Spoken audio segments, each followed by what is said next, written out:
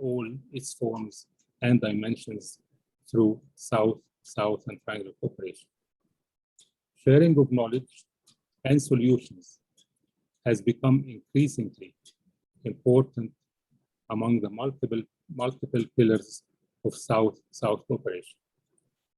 The South not only benefits from knowledge and good practice sharing, but also provides knowledge and homegrown solutions.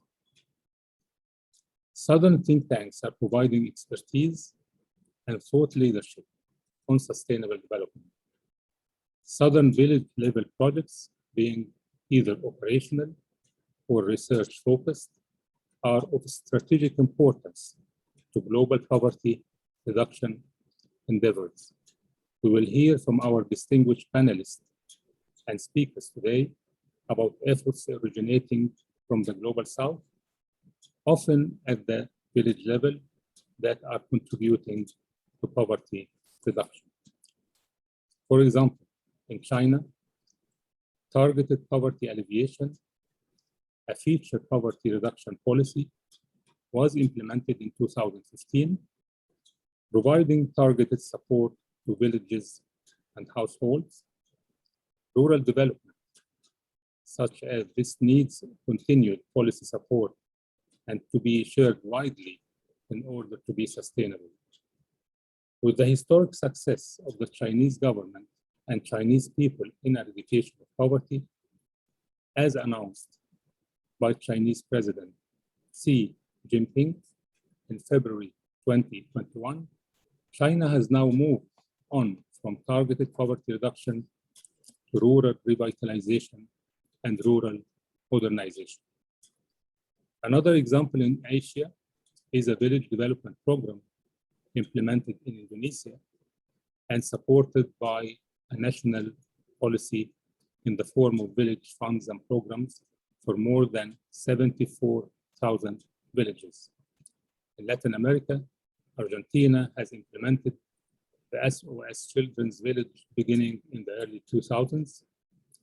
Food and Agriculture Organization of the United Nations Regional Office for Latin America and the Caribbean launched the Digital Villages Initiative in Latin America and the Caribbean as part of the Global 1000 Digital Village Initiative. In Africa, Egypt implemented the initiative of Decent Life with the main objective of improving the quality of life in the poorest rural communities within the framework of its Sustainable Development Strategy, Egypt Vision 2030. In 2021, the number of targeted villages increased to 1,500, with the number of beneficiaries representing 20% of the overall population. Village level knowledge and good practices is thus of particular importance to global poverty reduction. I highly commend the great work of the Chinese Academy for Social Sciences and Research and its openness and spirit of global solidarity of working closely with our office and think tanks from the Global South. I would like to congratulate the Chinese Academy for Social Sciences for accomplishing the remarkable nationwide field work on poverty eradication in more than 100 villages in China. CASS has started sharing this knowledge products on South Galaxy, the digital platform of knowledge sharing and partnership brokering of our office. I also take this chance to sincerely invite think tanks and other stakeholders from the South to leverage platforms of the United Nations Office for South-South Cooperation for your exchange of knowledge and good practices. Finally, I am looking forward to learning from all the distinguished keynote speakers and panelists invited today regarding the knowledge and good practices. Now I would like to invite you to listen to our keynote speakers. Your Excellencies, we have the great honor to be addressed today by His Excellency Mr. Abdullah Shahid, the President of the United Nations General Assembly. I would like also to take this opportunity to congratulate His Excellency, the President of GA, for his election of the 76th session of the United Nations General Assembly. And I invite my colleagues to play the pre-recorded message of the President of the General Assembly. Excellencies, ladies and gentlemen, I commend the organizers for convening this important discussion on leveraging South-South cooperation for poverty eradication and sustainable development. I am pleased to be able to contribute. I congratulate all of you for launching a global think tank on poverty eradication and sustainable development. As a broad framework for collaborative action, South-South cooperation is both a platform and a process to address complex global issues. This think tank, like today's event, is therefore welcome and very timely. Excellencies, friends, the pandemic has exacerbated vulnerabilities and inequalities within and between countries. We see this particularly sharp in countries in special situations, LDCs, LLDCs, and SIDS, where existing vulnerabilities exacerbated the impact. This has created the real prospect of decades of progress in sustainable development being reversed, delaying or making almost impossible any plans to achieve the SDGs by 2030. According to the World Bank, the pandemic pushed almost 100 million people into extreme poverty and over 130 million to chronic hunger in 2020. On top of this, we face the looming threat of climate change, which was most certainly not on pause during the pandemic, even if our attention and in many cases resources were elsewhere. For many, the combined impacts of COVID and climate are creating a sinkhole from which they cannot escape, particularly when the tools to help them are being held back or tied down. Consider debt or impediments to investment. These are structural issues that hinder progress. Excellencies, there is a very real possibility of billions of people sinking deeper into a cycle of poverty, hunger, unsustainable debt, and austerity. Against this background, South-South cooperation is of clear utility. UNDP estimates that the value of South-South cooperation has exceeded $20 billion, offering significant opportunities for jobs and economic growth. Furthermore, the global nature of threats such as climate and COVID require global responses. Acknowledging that the threats does not end at your border is the first step. Reaching out a hand to support your neighbors and the global community is certainly the next. It says that we are all in this together, which we are. Ladies and gentlemen, while the twin impacts of climate and COVID-19 are setting back or stalling progress, this does not have to be the case. We have in our recovery an opportunity to turn it around and leapfrog into a better, more sustainable future. We simply must be smart and strategic about how we recover, how we invest our time, resources, and energies. How then do we leverage South-South cooperation to continue to push for poverty reduction and sustainable development? First, on scaling up capacity development and ambition. Throughout the pandemic, countries of the global South have shared their knowledge and resources to support response and recovery efforts. It is essential that countries in the Global South, supported by the United Nations, share their innovative solutions. This includes scaling up capacity development in all areas, but particularly in those directly related to the threats we face. Access to renewable technologies, to medical equipment and vaccines, to digital solutions. Second, on financing South-South cooperation initiatives. One possible creative option is for South-South partners to get together in leveraging financial support, such as grants, concessional loans, or technical cooperation to support sustainable development efforts. The key here is the involvement of all stakeholders, including the private sector, to drive innovation and sustainable investments in green and blue programs. Ladies and gentlemen, Build Back Better has become a common phrase of late.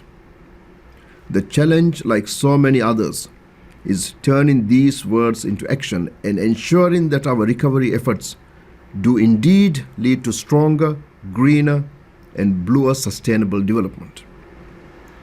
This is a strategic opportunity for societies to thrive and be more inclusive, but only if we have the collective will to use the right moral and political compass, guided by the 2030 Agenda and the Paris Agreement, and only if we actually get to work. We cannot continue to talk about a sustainable recovery.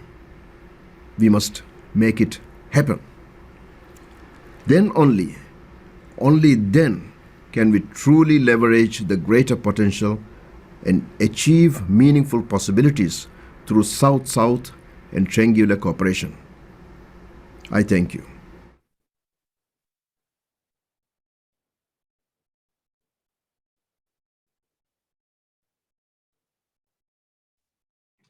We would like to thank His Excellency Mr. Abdullah Shahid, the President of the General Assembly, for his strong supportive messages. 好的，那非常 And now I have the great honor to invite our distinguished keynote speaker, the President of the Chinese Academy of Social Sciences, His Excellency Mr. Xie Fujian. But before that, dear colleagues, please also allow me to brief you that CASS is the premier academic organization and comprehensive research center of China in the field of philosophy and social sciences, and the top national think tank. It has 41 research institutes and 179 research centers across 300 sub-disciplines, with more than 3,200 research fellows. CASS also has its graduate school and university. The United Nations Office for South-South Cooperation had the great honor to commence close collaboration with such a globally well-recognized organization. I also wish to take this opportunity to express my sincerest appreciation to President Xie Fujian for all his support in the ongoing collaboration between the two organizations. Mr. President, you have the floor, please.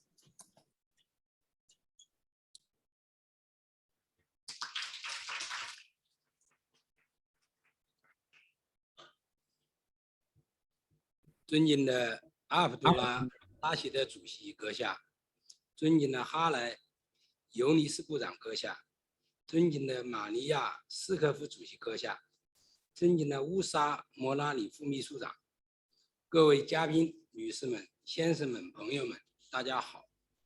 很高兴与各位以线上线下的方式相聚。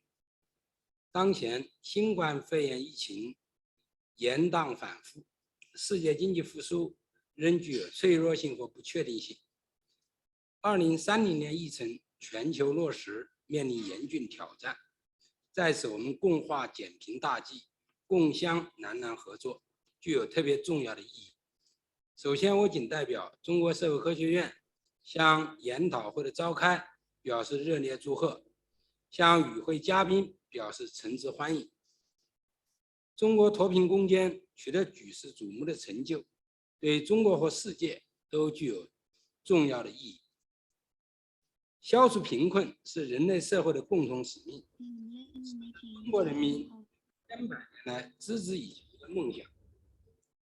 新中国成立70多年了，中国共产党和中国政府坚持以人民为中心，始终把消除贫困、改善民生、推动共同富裕作为根本目标，团结带领人民为创造自己的美好生活继续奋斗。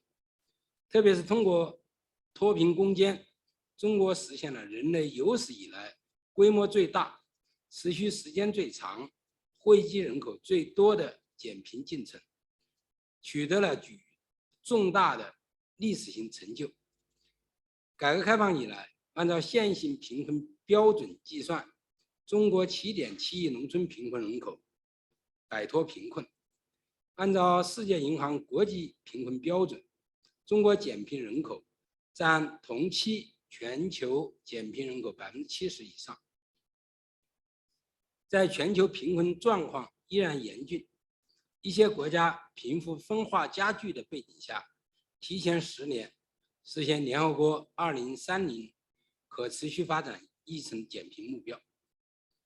今年7月1日，在中国共产党成立100周年大会上，习近平主席庄严宣告，中国全面建成小康社会，历史性的解决了绝对贫困问题。这在中华民族几千年发展史上是绝无仅有的。中国消除绝对贫困，从一个低收入国家跃升为中上等收入国家，直接推动了全球减贫事业的进程，为实现可持续发展、推动构建人类命运共同体做出了重大贡献，也给全世界消除贫困带来了更大的信心。中国在扶贫工作，特别是在脱贫攻坚的伟大实践中，形成了中国特色的反贫困理论，为人类解决贫困问题贡献了中国智慧和中国方案。中国共产党和中国政府立足国情，把握减贫规律，构建了一整套行之有效的政策体系、工作体系、制度体系，走出了一条中国特色减贫道路，积累了许多宝贵的经验。比如，始终坚持发展是解决一切问题的总钥匙，在发展中减贫，以发展的方式减贫，面向贫困人口综合减贫，实现发展机会对贫困人口全覆盖。从基础设施建设、基本公共服务、人力资本投资等方面着手，提高贫困地区或贫困人口的自我发展能力，实行多方参与的大扶贫，以政府为主导，动员全社会参与，积极参与国际合作，开展减贫示范，支持贫困人口生产协作，帮助贫困地区转变发展观念，创新脱贫思路，坚持扶贫同扶治相结合，充分调动贫困人口的积极性或主动性，组织引导支持他们靠自己的努力改变命运。根据国民经济社会发展水平，逐步提高扶贫标准，创新扶贫方式，增加扶贫投入，实时开展精准扶贫和精准脱贫的攻坚战，消除绝对贫困之后，开展脱贫攻坚与乡村振兴的有序衔接等等。这些重要经验或认识是中国脱贫攻坚的理论结晶，我们将长期坚持，并根据新的实践不断发展。由于拥有相似的发展环境，中国的减贫经验对于国际贫困治理理论的创新，对于推动广大发展中国家加快摆脱贫困，也都带来很多启迪。正如联合国秘书长古特雷斯先生所指出的，精准扶贫方略是帮助贫困人口实现2030年可持续发展议程设定的宏伟目标的唯一途径。中国的经验可以为其他发展中国家提供有益的借鉴。中国始终坚持交流互鉴，积极和各国分享中国的减贫经验。中国通过搭建平台、组织培训、智库交流等多种形式，开展减贫交流，向广大发展中国家分享减贫经验，建立国际发展知识中心、南南合作与发展学院、中国非洲研究院等平台，加强对中国和发展中国家治国理政经验的研究和交流，发起中国东盟社会发展与减贫论坛、人类减贫经验国际论坛，举办减贫与发展高层论坛、中非减贫与发展会议、摆脱贫困与政党的责任国际理论研讨会、改革开放与中国扶贫国际论坛等，加强减贫经验的交流共享，组织减贫培训或项目示范，加强发展中国家的减贫治理能力建设。2012年以来，共举办130余期国际减贫培训班，来自116个国家或组织的官员参加培训。习近平主席强调，一副药方不可能包治百病，一种模式也不可能解决所有国家的问题，生搬硬套或强加于人都会引起水土不服。广大发展中国家只有从本国国情出发，才能探索出一条符合本国实际的减贫道路。中国不输入外国模式，也不输出中国模式，不会要求别国复制中国的做法。中国将始终以开放的眼光、开阔的胸襟对待世界各国人民的文明创造，分享治国理政经验，开展文明交流互鉴，携手建设更加美好的世界。当前世界100年未有之大变局和新冠肺炎疫情交织叠加，人类站在新的十字路口。但是和平与发展仍是时代主题，各国人民热切盼望通过可持续发展实现对美好生活的向往，不能让任何一国、任何一人掉队。各国都应担负起自身的责任，合力应对挑战，携手抓住机遇，着力解决国家间或各国内部的发展不平衡、不充分的问题，让所有国家、所有人群公平享有发展的机会和成果，让公平正义的阳光冲破贫困落后的阴霾，照亮繁荣发展的美好未来。在刚刚结束的第76届联大一般性辩论上，习近平主席提出全球发展倡议，呼吁加快落实2030年可持续发展议程，推动实现更加强劲、绿色、健康的发展。明确提出将消除贫困作为优先领域，加强减贫国际合作，促进在全球范围内消除绝对贫困。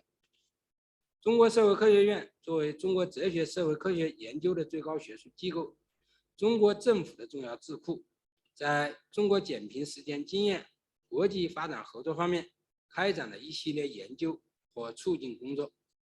消除贫困是南南合作的重要内容，知识和经验分享是南南合作的一种重要机制。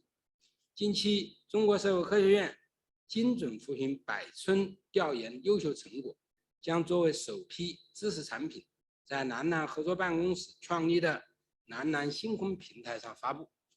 未来，中国社会科学院将以中国政府的南南合作框架为指南，积极落实全球发展倡议，深化与南南合作办公室的交流合作，为实现联合国2030年可持续发展目标做出应有的贡献。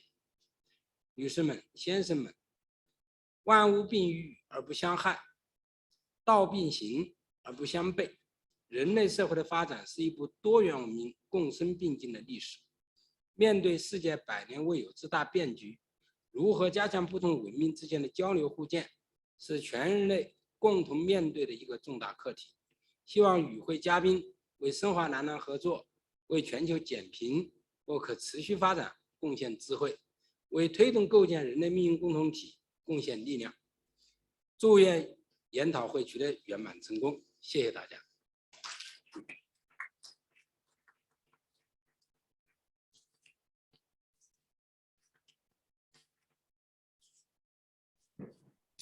We would like to thank the President of the Chinese Academy for Social Sciences, His Excellency, Mr.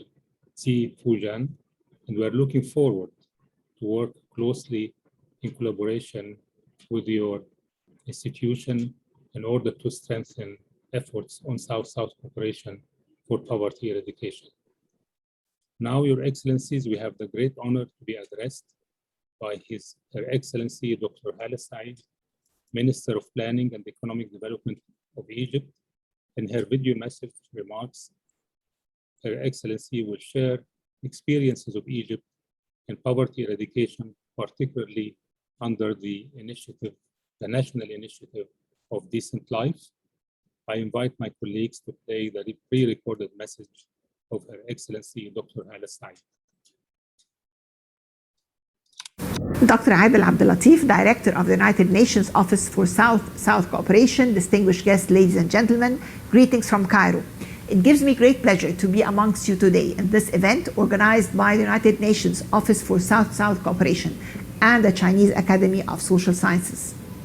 This event comes as we observe the occasion of the International Day for Eradication of Poverty, a day that brings us all together with one common goal of eliminating global poverty, and especially in developing countries. Moreover, the circumstances that we are witnessing with the COVID-19 pandemic and its vast health, economic, and social implications have proven that South-South cooperation is of extreme importance, making this event more timely as it further promotes South-South cooperation on leveraging knowledge and sharing good practice for poverty eradication and sustainable development in order to build resilient societies post-COVID-19 in the global South. Ladies and gentlemen, Egypt is enthusiastic and committed to promoting and sharing its success stories with the world. We have been actively engaged to evaluate progress towards the implementation of the 2030 Agenda and accelerate its realization. To this end, Egypt was among 10 countries worldwide that presented its third voluntary national review this year during the UN High-Level Political Forum on Sustainable Development. It has also embarked upon an update to its Sustainable Development Strategy, Vision 2030, to enhance further preparedness and responsiveness towards the decade of action, given the need to address critical challenges such as population growth, water scarcity, as well as accommodating the COVID-19 implications on SDGs. Improving the quality of life of Egyptian citizens and their standard of living has been always the guiding principle in all our national strategies and planning efforts. Allow me to shed light on some of the achievements with regard to SDG 1. For the first time in almost 2 decades, poverty rates declined to 29.7% in 2019-2020. And this comes as a result of the increased public investment in human capital and the provision of basic services combined with strengthening of the social protection system. Egypt massively scaled up its social protection programs and safety nets to achieve sustainable coverage of the most vulnerable and prevent the most in need from sliding into poverty.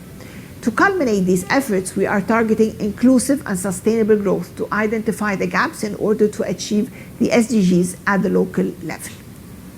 Through the pledge to leave no one behind, Egypt has launched the second phase of the Decent Life Initiative in 2021, endorsed by His Excellency President Abdel Fattah el-Sisi for developing sustainable Egyptian rural communities with multi-stakeholder engagement. It aims at decreasing multidimensional poverty and unemployment rates with the objective of improving the quality of life in the poorest Egyptian rural communities. Over the course of 3 years, all rural communities would be covered by the Decent Life Initiative, with a target of 58% of Egypt's total population and a budget exceeding $45 billion. Given its magnitude and impact in achieving the 2030 Agenda, the Decent Life Initiative has been recognized among the UN SDGs best practice and accelerators.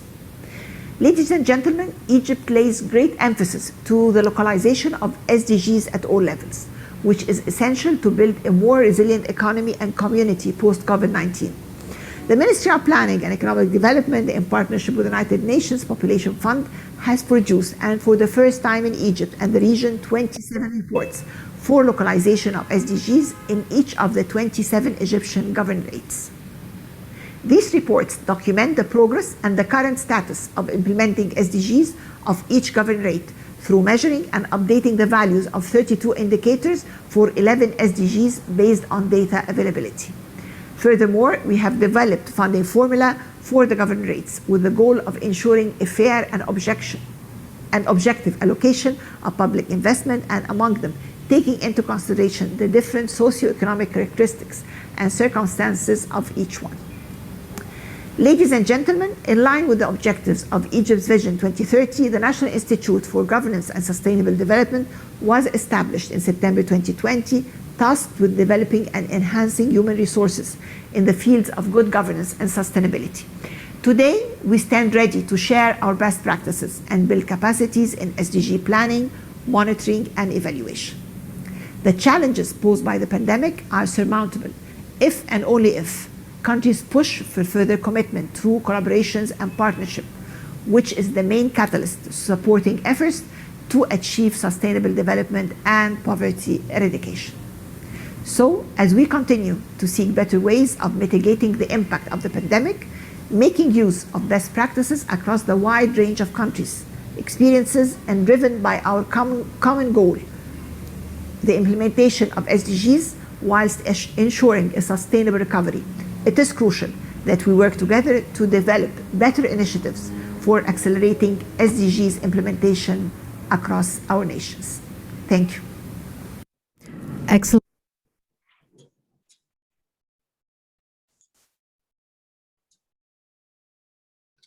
We would like to thank Her Excellency Dr. Hala Saeed for her message, and we are looking forward to exchange and share information and experiences about the national initiative of decent life.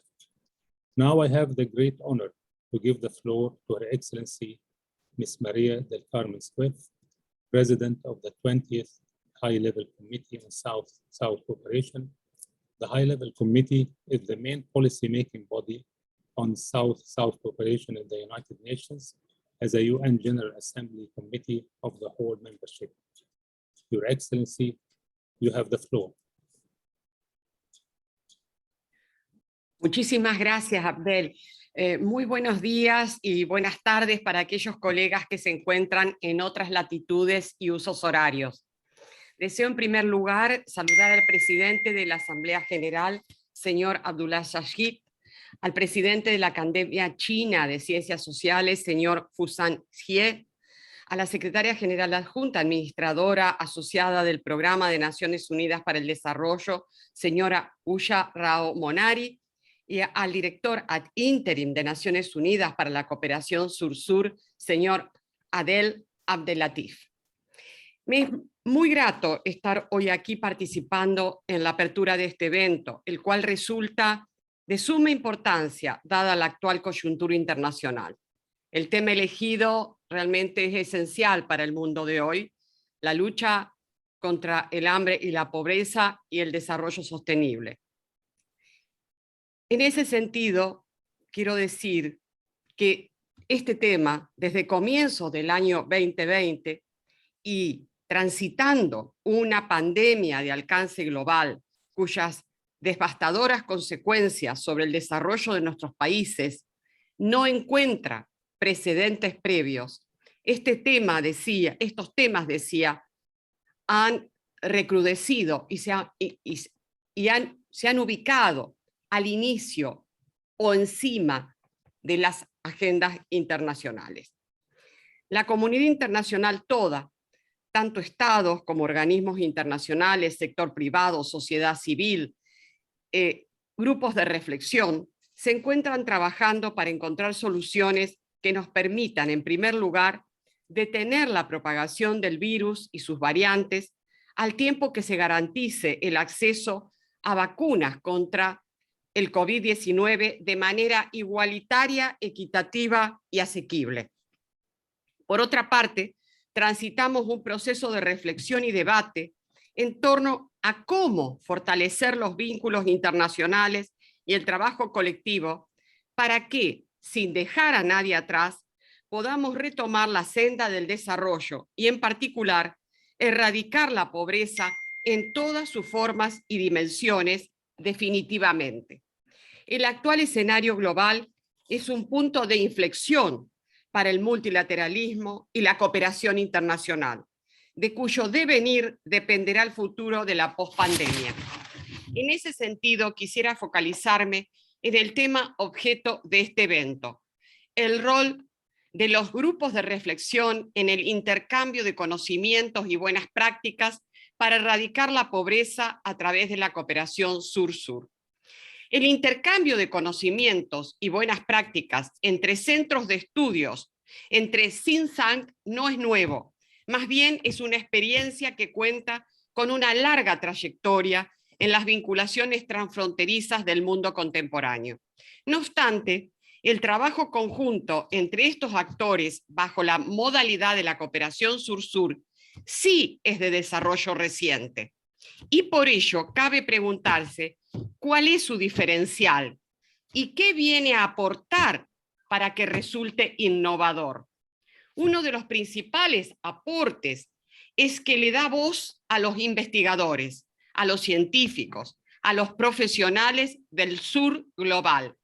Son estos, mejores que nadie, quienes conocen los desafíos y las particularidades que en materia de desarrollo enfrentan nuestros países, pues provienen de esos países. Esto imprime una cosmovisión particular desde la cual realizan su labor, ya que su propia pertenencia al mundo en desarrollo los encuentra mejor posicionados para encontrar soluciones que se ajusten a nuestras realidades, evitando así la imposición de modelos o experiencias que muchas veces poco tienen que ver con nuestras necesidades.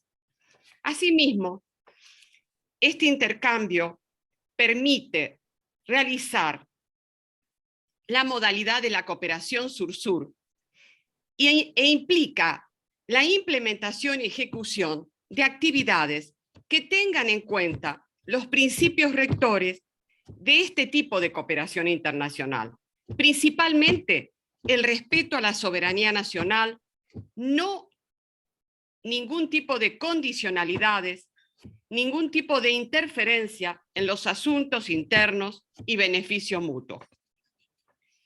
Al mismo tiempo, la cooperación sur-sur ha permitido la puesta en marcha de múltiples redes de centros de estudios y think tank entre países en desarrollo, los cuales han facilitado la retroalimentación y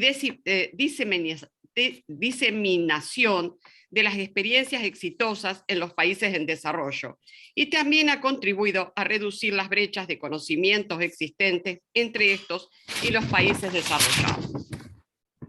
Parte del recorrido que ha tenido la participación de los grupos de reflexión en la arquitectura de la cooperación sur-sur se ha dado de manera dispar geográficamente hablando, y a su vez su internacionalización ha transcurrido a través de canales informales o como mucho bilaterales y o regionales.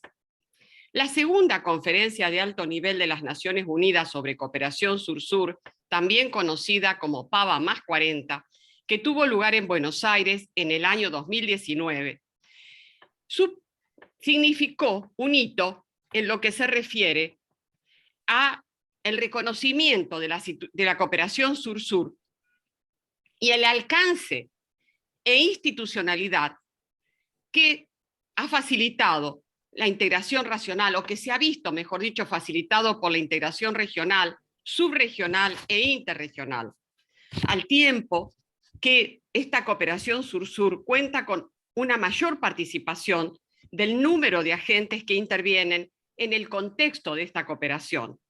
Entre ellos, la comunidad científica y tecnológica, las fundaciones, los centros de estudio y el mundo académico.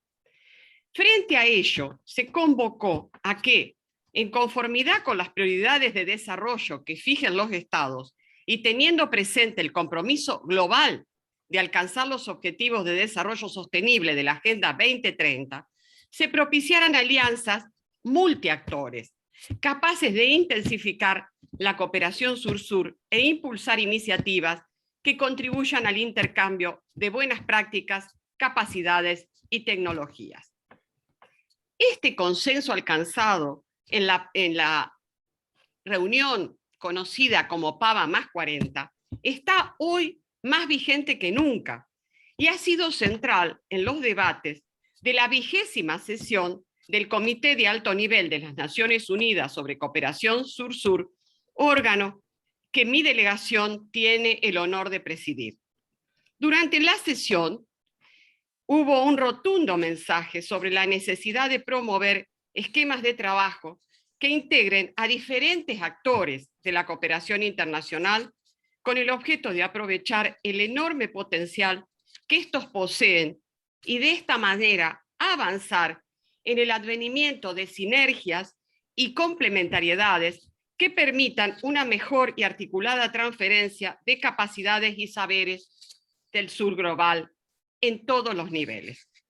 De igual modo, se destacó que la prioridad de contar con el apoyo del sistema de Naciones Unidas para que los países en desarrollo puedan ampliar su acceso a los conocimientos y experiencias de otros países del sur y también para poder identificar posibles socios de proyectos e iniciativas de cooperación internacional.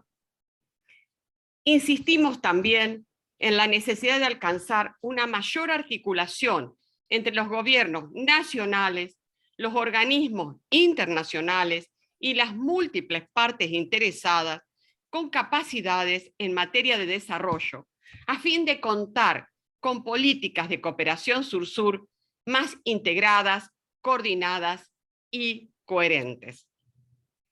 Deseo agregar que Argentina preside la Comisión de Desarrollo Social dependiente del ECOSOC, y justamente para la sesión del próximo mes de febrero, ya año 2021, el tema que hemos elegido justamente es la lucha contra el hambre y la pobreza. Es deseable que las sinergias entre la cooperación sur-sur y esta Comisión de Desarrollo Social se vean reflejadas en el mes de febrero. Somos todos parte de un sistema, del sistema multilateral, somos todos parte de Naciones Unidas y por lo tanto esas partes se tienen que ayudar entre ellas para obtener los mejores resultados.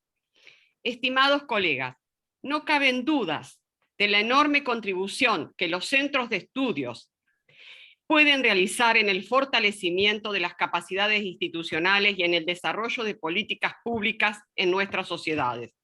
Por ello es necesario que nuestros estados apoyen y apuesten decididamente por la ciencia, la investigación y el desarrollo, a fin de lograr una mejor articulación con los centros de estudios y los grupos de reflexión y propiciar una cooperación internacional más inclusiva, intensa y en línea con las prioridades nacionales de desarrollo. Como mencioné al comienzo, este evento es de gran importancia porque nos brinda la oportunidad de escuchar y conocer las diferentes iniciativas, estrategias y acciones implementadas en esos diferentes centros de estudio y grupos de reflexión. Y también abre la puerta para el diseño y puesta en marcha de nuevas asociaciones y proyectos de cooperación internacional. Es el enorme potencial de este encuentro. Ese es el enorme potencial de este encuentro. Deseo que sea una buena jornada de trabajo donde podamos aprender de la experiencia de los otros y a su vez fortalecer nuestros intercambios futuros. Muchas gracias, señor presidente.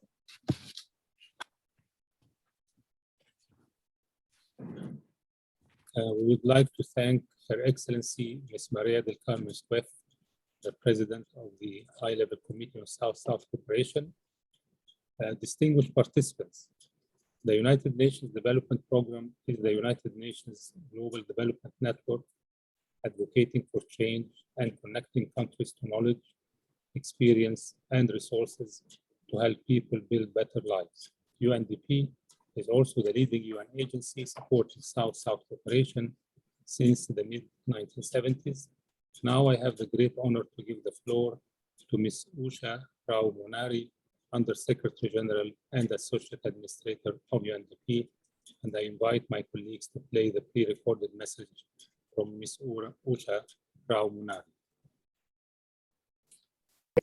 Excellencies, colleagues, ladies and gentlemen, I would like to express my sincere congratulations to the UN Office for South-South Cooperation and the Chinese Academy of Social Sciences for co-organizing this event on South-South cooperation on leveraging knowledge and good practice sharing for poverty eradication and sustainable development, to celebrate the 2021 International Day for the Eradication of Poverty. Based on the Global Multidimensional Poverty Index 2021 report by the Oxford Poverty and Human Development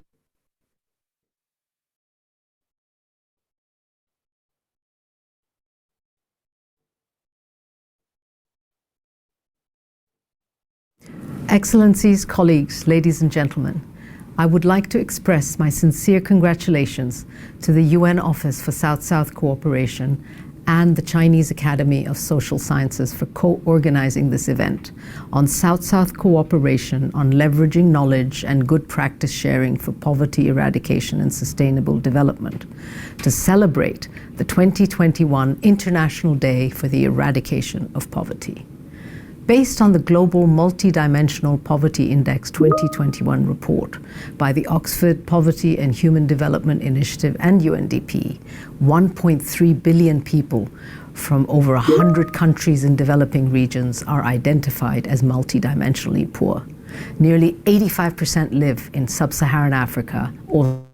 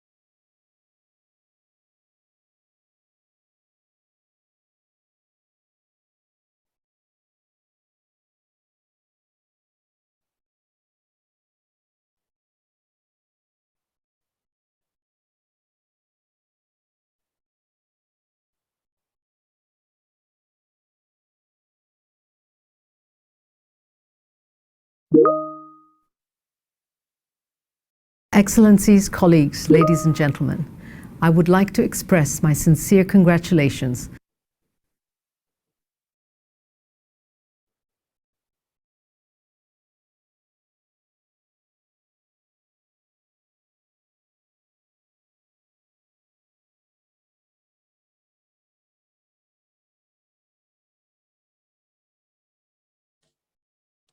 考虑到这个联合国方面传输的技术出现障碍，我们现在呢经过商议呢，我们这个直接进入到我们的这个备忘录签署环节。我们请王灵桂副院长来主持我们这个备忘录签署的环节，有请王院长。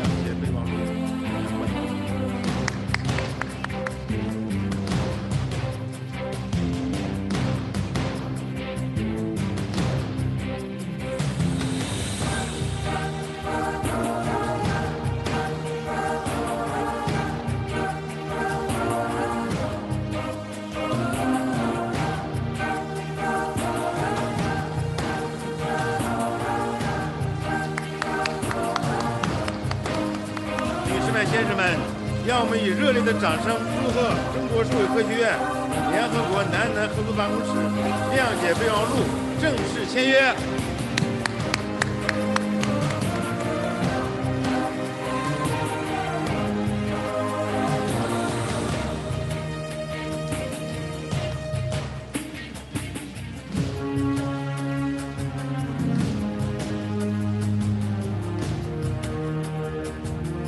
谢谢谢布詹院长，谢谢艾迪尔阿布拉提夫先生，我谨代表向联合国南南合作办公室为促成本次合作做出的工作和努力表示衷心的感谢。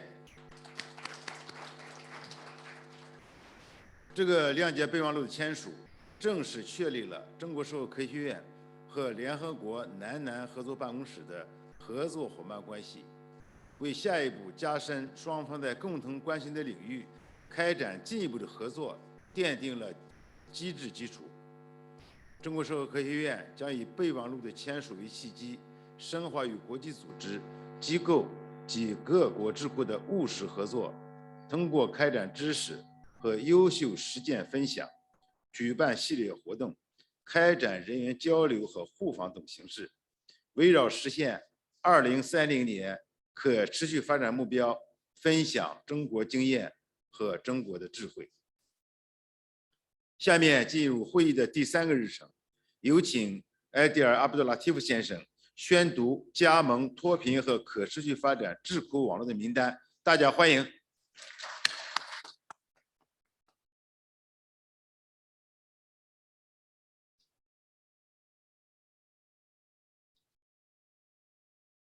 传输。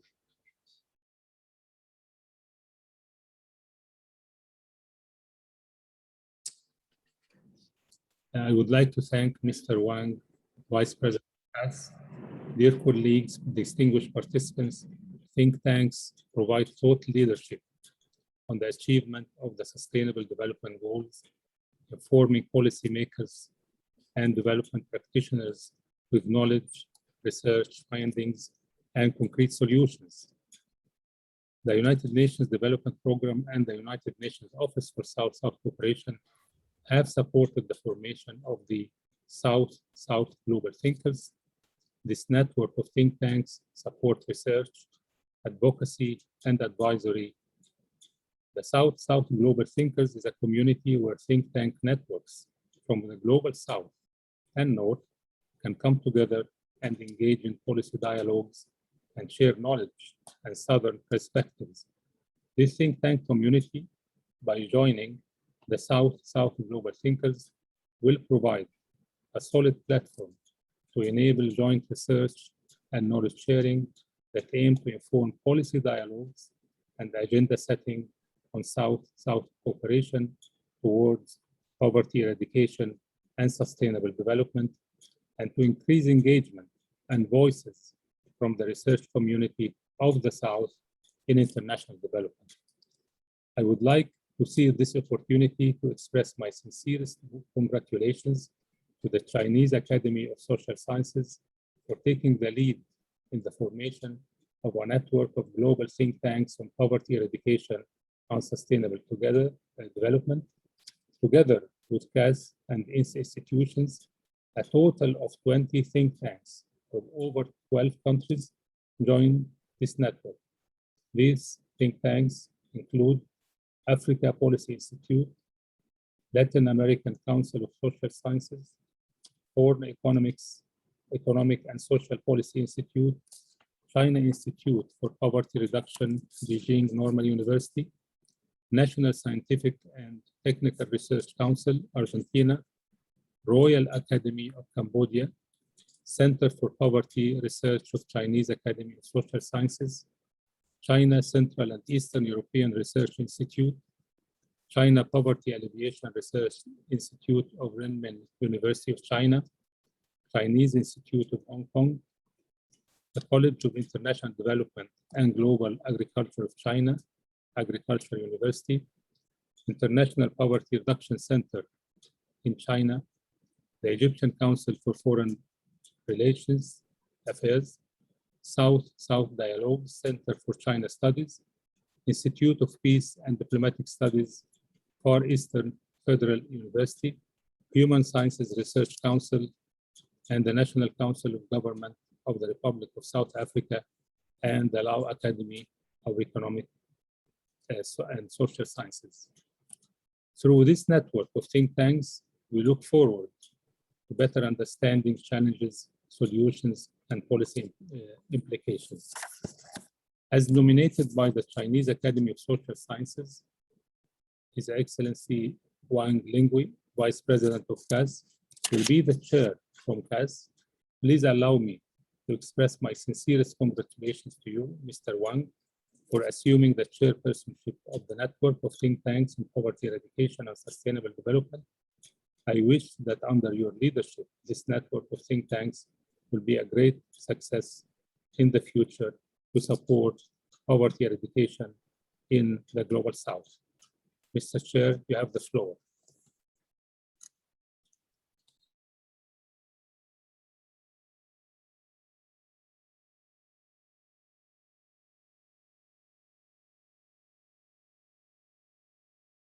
谢谢艾迪尔·阿卜杜拉提夫先生，女士们、先生们，非常荣幸有机会出任脱贫和可持续发展智库网络主席这一职位，感谢联合国南南合作办公室的信任，也感谢各国加盟智库机构的支持。在此呢，我与大家就脱贫和可持续发展智库网络的有关工作，与大家分享3点看法：一、成立脱贫和可持续发展智库网络历史渊源深厚。中国社会科学院一直重视与联合国相关机构建立机制性合作关系。多年来，中国社会科学院充分发挥专业研究和智库优势，围绕国际社会关心的重大议题，积极同联合国相关机构人员开展研讨交流。联合国2030年可持续发展议程启动实施之后，双方也合作撰写了一批高质量的成果。这一次，中国社会科学院作为主席单位，牵头成立脱贫和可持续发展智库网络，加入联合国南南合作办公室和联合国开发署倡议下的全球南南合作智库网络，将为双方持续稳定的开展相关合作建立起一个良性的互动平台。刚才谢峰院长在他的致辞里边，对我们的相关工作提出了殷切的期望。这个主席先生阿卜杜拉沙希德先生和艾迪尔阿卜杜拉提夫先生也对我们的工作提出了很多的要求。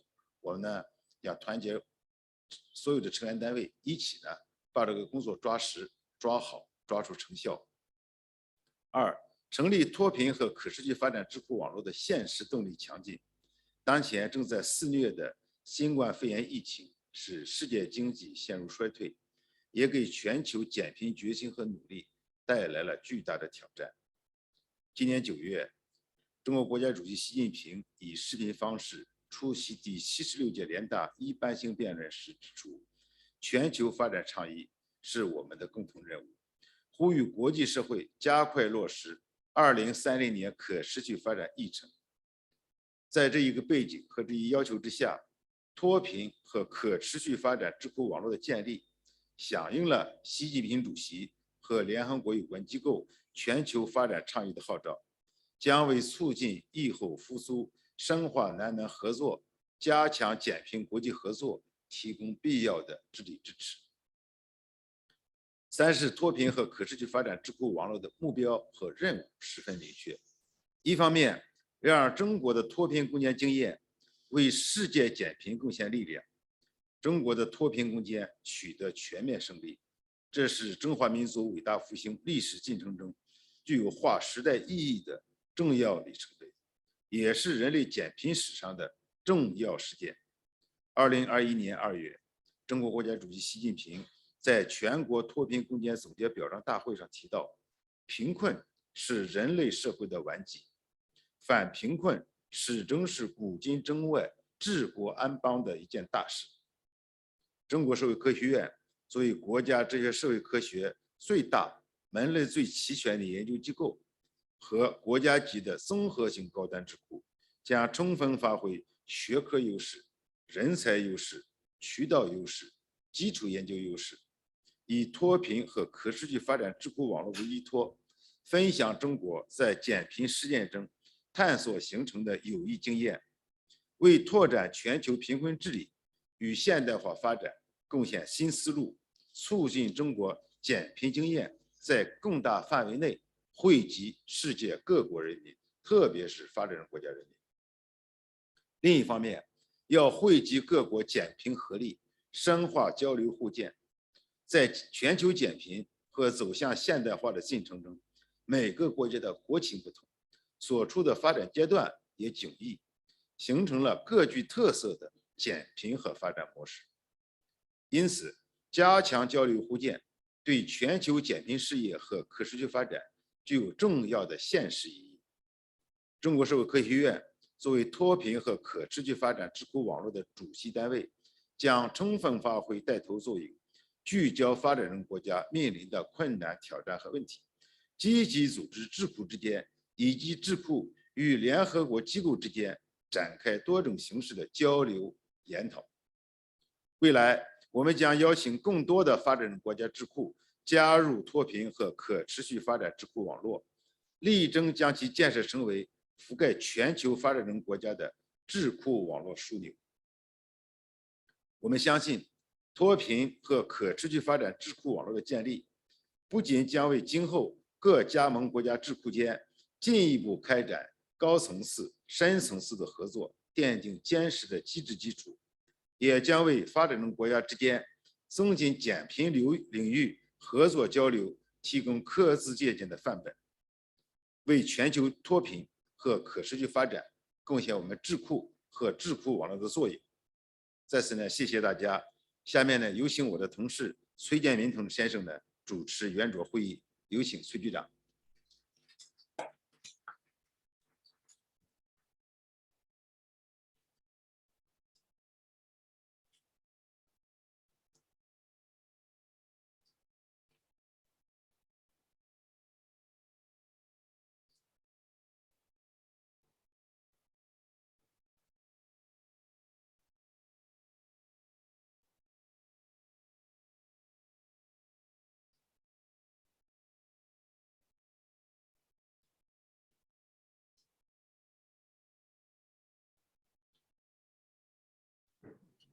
Distinguished participants, we had a technical problem in presenting the video message from the UNDP Associate Administrator, who will put this video message now. I would like to ask my colleagues to present the video message of Ms. Usha Rao Munari from the Associate Administrator of UNDP.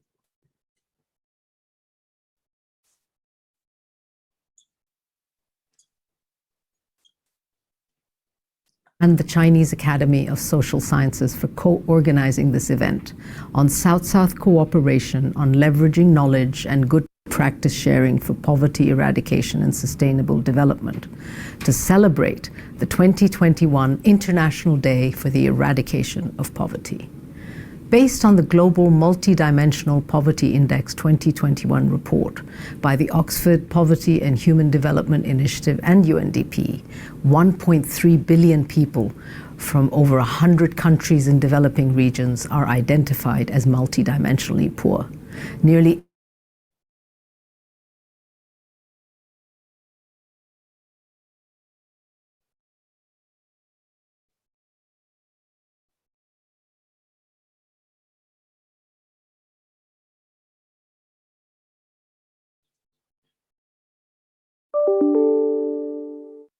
Excellencies, colleagues, ladies and gentlemen, I would like to express my sincere congratulations to the UN Office for South-South Cooperation and the Chinese Academy of Social Sciences for co-organizing this event on South-South cooperation on leveraging knowledge and good practice sharing for poverty eradication and sustainable development, to celebrate the 2021 International Day for the Eradication of Poverty. based on the Global Multidimensional Poverty Index 2021 report by the Oxford Poverty and Human Development Initiative and UNDP, 1.3 billion people from over 100 countries in developing regions are identified as multidimensionally poor. Nearly 85% live in sub-Saharan Africa or South Asia. Particularly in least developed countries, poverty is a serious constraint, limiting people's benefit from economic growth and development. Compounded by climate emergencies, the pandemic challenged multilateralism, continued conflicts, and forced displacement. The number of people living in poverty rose in 2020 for the first time since 1998 by an estimated 120 million. In the upcoming 4 years, a poverty eradication will continue to be at the core of UNDP's work. COVID-19 has highlighted the indispensable role of global solidarity and international cooperation, including through South-South and triangular cooperation to achieve the SDGs.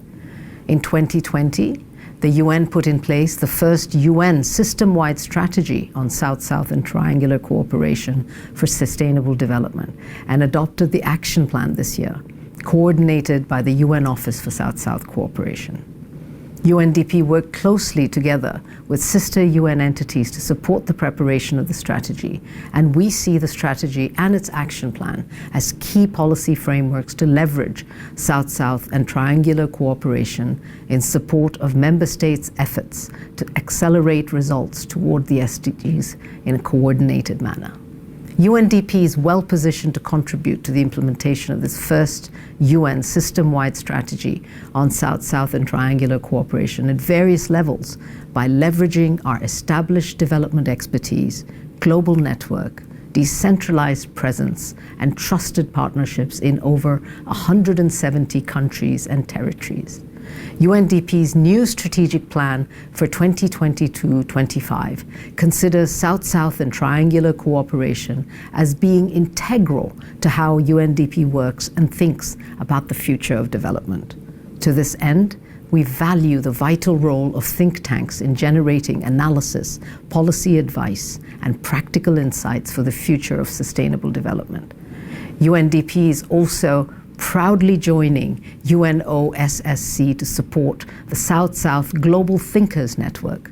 Since 2017, the network has supported the production or sharing of more than 220 analytical papers and knowledge products produced by over 100 think tanks and research institutions. Yet there remains a knowledge gap. I would like to congratulate the Chinese Academy of Social Sciences for taking the lead in forming a network of global think tanks on poverty eradication and sustainable development and supporting the South-South Global Thinkers Network. Thank you, and I wish you a fruitful discussion.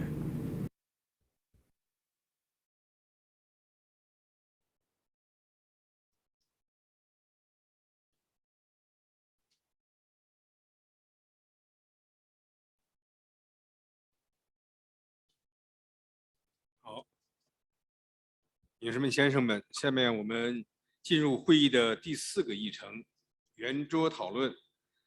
首先呢，会议将围绕中国社会科学院扶贫百村调研经验这个主题进行分享。中国社会科学院精准扶贫百村调研国情调研特大项目，自2016年正式启动以来，集中全院及部分地方科研院所、高等院校的优势人力、物力、财力，以精准扶贫、精准脱贫为主题，对104个贫困村及部分脱贫村进行深度调研，产出了一批高质量研究成果，积累了丰富的实践经验。下面呢，请大家观看扶贫百村调研专题片。Located in Yunnan Province, Nihong Village has been stuck in poverty due to its remote location, poor accessibility, and undereducated residents with an annual per capita income of only 3,000 Chinese yuan, which offers a glimpse into the 128,000 poor villages in China. In 2015, the Chinese government put forward the overall goal of steadily ensuring adequate food and clothing for the rural poor population, with access to compulsory education, basic medical services, and safe housing, and pulling impoverished rural residents who live below the current poverty threshold out of poverty by 2020. In February 2021, President Xi Jinping announced at the grand gathering marking China's achievements in poverty alleviation and honoring its model fighters against poverty that China had secured a complete victory in its fight against poverty and listed all the 98.99 million rural residents living below the current poverty threshold out of poverty. Achieving the goal of lifting the poor population that live below the current poverty threshold out of poverty serves as an important indicator that China has built a moderately prosperous society in all respects, which is both a remarkable feat in human history and an unprecedented accomplishment in the modern world. As a major national research undertaking launched by CASS in 2016, the Case Studies of Targeted Poverty Reduction and Alleviation in 100 Villages project has selected sample villages based on unified criteria to ensure a wide geographic distribution, with clear research objectives and standardized timelines. The 104 sample villages surveyed have been shortlisted with special consideration for ethnic minority areas, border areas, contiguous poor areas, and areas of extreme poverty, thus ensuring a cross-sectional panoramic view of poverty realities, reduction efforts, and current development in China's rural areas. Since 2016, CASS has sent a total of 104 research groups to the front line of poverty alleviation to research and grasp the economic, social, and cultural realities in rural areas, where they, armed with pens and cameras, retrace on feet how more than 100 poor villages have remade themselves in recent years.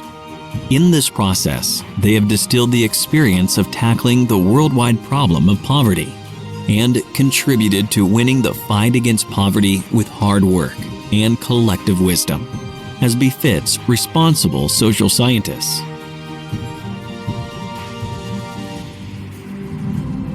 The Case Studies of Targeted Poverty Reduction and Alleviation in 100 Villages series were officially released in 2020, which include one general report, one volume on case studies, and 78 village reports.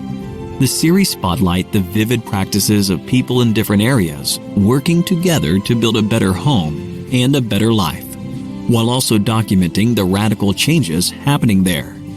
For example, when Niu Hong Village lifted all of its residents out of poverty in 2020, 21 kilometers of paved road had been built. 333 households moved into their renovated houses with access to adequate food and clothing. The per capita annual income reached 7,600 Chinese yuan, and the incidence of poverty dropped from 62.19% to 1.66% by the end of the targeted poverty alleviation campaign. Despite tremendous global progress in reducing poverty, 10% of the world's population, or about 700 million people, still live in extreme poverty. Poverty remains a serious multidimensional challenge. Recognizing the importance of South-South and triangular cooperation for achieving the 2030 Agenda for Sustainable Development and the goal of ending poverty in all its forms and dimensions, CASS will actively promote partnerships with domestic and foreign think tanks to strengthen practical cooperation, focus on sustainable development, and share China's experience with the international community.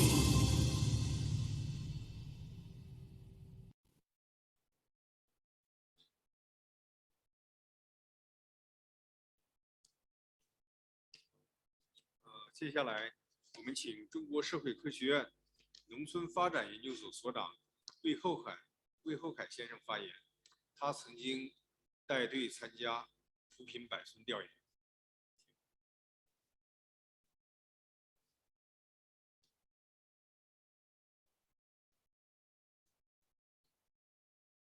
各位嘉宾、各位朋友，大家好。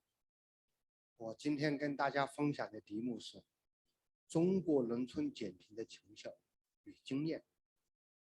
大家知道，农村减贫是发展中国家面临的更大难题。改革开放以来，中国政府始终高度重视农村扶贫工作，全力加大资金投入，动员全党、全国全社会力量共同参与扶贫开发，出台实施了一系列具有针对性的扶贫规划与政策措施，推动扶贫方式由早期的救济性扶贫，到后来的开发性扶贫，再到精准扶贫转变，使7.7亿农村贫困人口摆脱贫困，逐步探索出一条符合国情的中国特色减贫道路。为确保实现全面减轻小康社会目标，2013年以来，中国确立了精准扶贫基本方略。2015年底，又做出了打赢脱贫攻坚战的决定。经过5年多的努力，中国如期完成了脱贫攻坚任务，提前10年实现了联合国2030年可持续发展议程的减贫目标。到2020年底，中国现行标准下的农村贫困人口全部脱贫，全面实现农村贫困人口不愁吃、不愁穿，以及义务教育、基本医疗、住房和饮水安全有保障。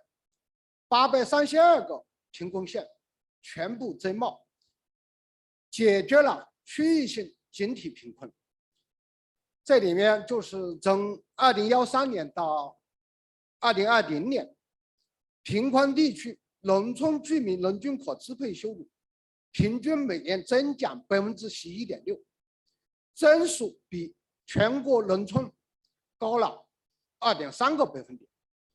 贫困地区农村居民人均可支配收入相对水平，就是以全国的农村作为100的话，相对水平从67.0%提高到去年的73.5%，与其他地区之间的差距在不断缩小。我个人认为，经济急需快速发展，有力的制度保障和政策支持，全社会广泛参与，这是中国农村减贫能够取得成功的3大基石。发展是解决一切问题的总钥匙。中国农村减贫所以能够取得巨大的成效，得益于中国经济，尤其是中国农村经济的急需稳定快速发展。这里面我们可以看到，从1979年到2020年，中国国内生产总值平均每年增长9.2%，其中第一产业增加值平均每年增长4.3%，农林牧渔业生产值平均每年增长5.5%，这个速度都是相当快的。在期间，农村居民人均可支配收入平均每年增长了7.6%，农村居民人均消费支出平均每年增长了7.1%，分别比城镇居民增速高了0.6和1.1个百分点。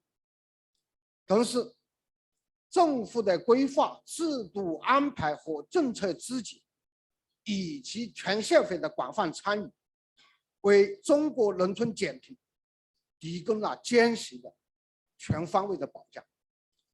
在农村减贫的最后阶段，中国实施了脱贫攻坚战，不仅整体消除了现行标准下的农村绝对贫困现象，而且创造了精准扶贫、精准脱贫的中国智慧和中国方案，为广大发展中国家提供了可供借鉴的有益经验。这些经验，我个人认为具体体现在以下5个方面。一是坚持党的领导，建立健全脱贫攻坚责任制，在中国共产党的领导下，充分发挥集中力量办大事的制度优势，强化中央统筹、省府整责、市县抓落实的工作机制，省市县乡村5级书记一起抓扶贫，各级党委和政府层层全到压力，见底落实台奖，压实脱贫责任，加大问责问效力度，为脱贫攻坚提供了坚强的政治保障、组织保障和制度保障。二是坚持政府主导，构建3位一体大扶贫格局。打赢脱贫攻坚战，需要充分发挥政府的主导作用，科学规划顶层设计，广泛动员全社会参与扶贫，调动各方面资源投入，构建专项扶贫、行业扶贫、社会扶贫有机结合、互为支撑的3位一体大扶贫格局，推动形成多元化的大规模资源投入机制和全社会共同参与的全方位扶贫体系。三是坚持精准防御，多措并举，提高脱贫绩效。中国始终坚持精准扶贫、精准脱贫基本方略，在摸清贫困状况、精准查找穷根的基础上，因地制宜、分类指导，认真落实习近平总书记提出来的6个精准要求，实施5个一批工程，解决好扶植谁来扶、怎么扶、如何退的问题，因村因户因农施策，提高精准扶贫靶向性，增强脱贫绩效，这是打赢脱贫攻坚战的关键。四是坚持人民主体，激发贫困人口内生动力。贫困人民家庭是脱贫致富的主体，要从中国的经验来看，要充分调动贫困人民的积极性、主动性和创造性，聚整扶贫与扶植相结合，大力实施教育扶贫和健康扶贫，加强人民技能培训，完善社会保障体系，从根源上阻断绝对贫困代际传递，鼓舞贫困人民自主脱贫致富的志气，增强其自我发展的内生动力和能力素质。五是坚持4强导向，聚重培养减贫强效机制。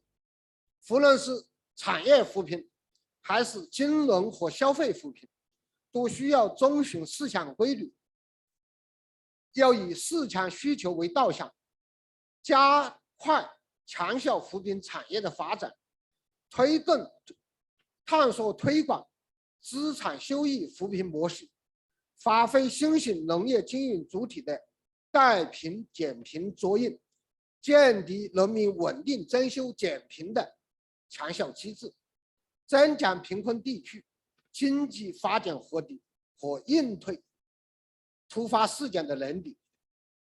在完成脱贫攻坚任务之后，脱贫地区将进入以培育内生发展能力为主的新时期，需要进一步巩固脱减脱贫攻坚成果，继续推进乡村振兴。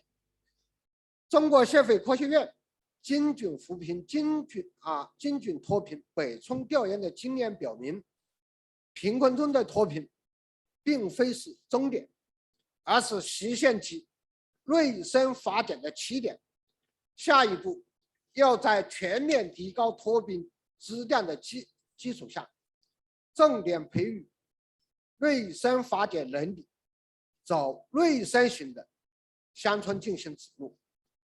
中国社会科学院农村发展研究所愿意与发展中国家各研究机构和大学在农村减贫方面的全方位合作研究、学习交流和经验分享。谢谢大家。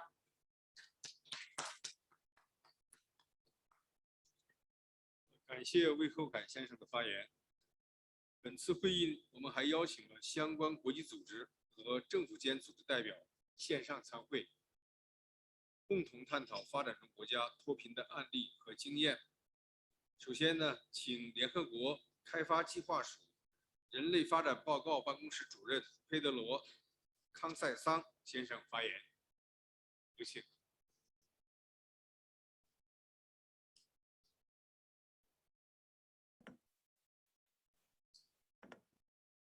Thank you very much for the invitation to participate in the event.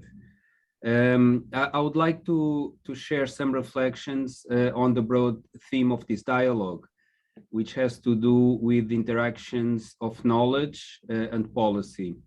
And I would like to speak to the importance of multidimensional poverty, which was an expression that we've heard already during the event.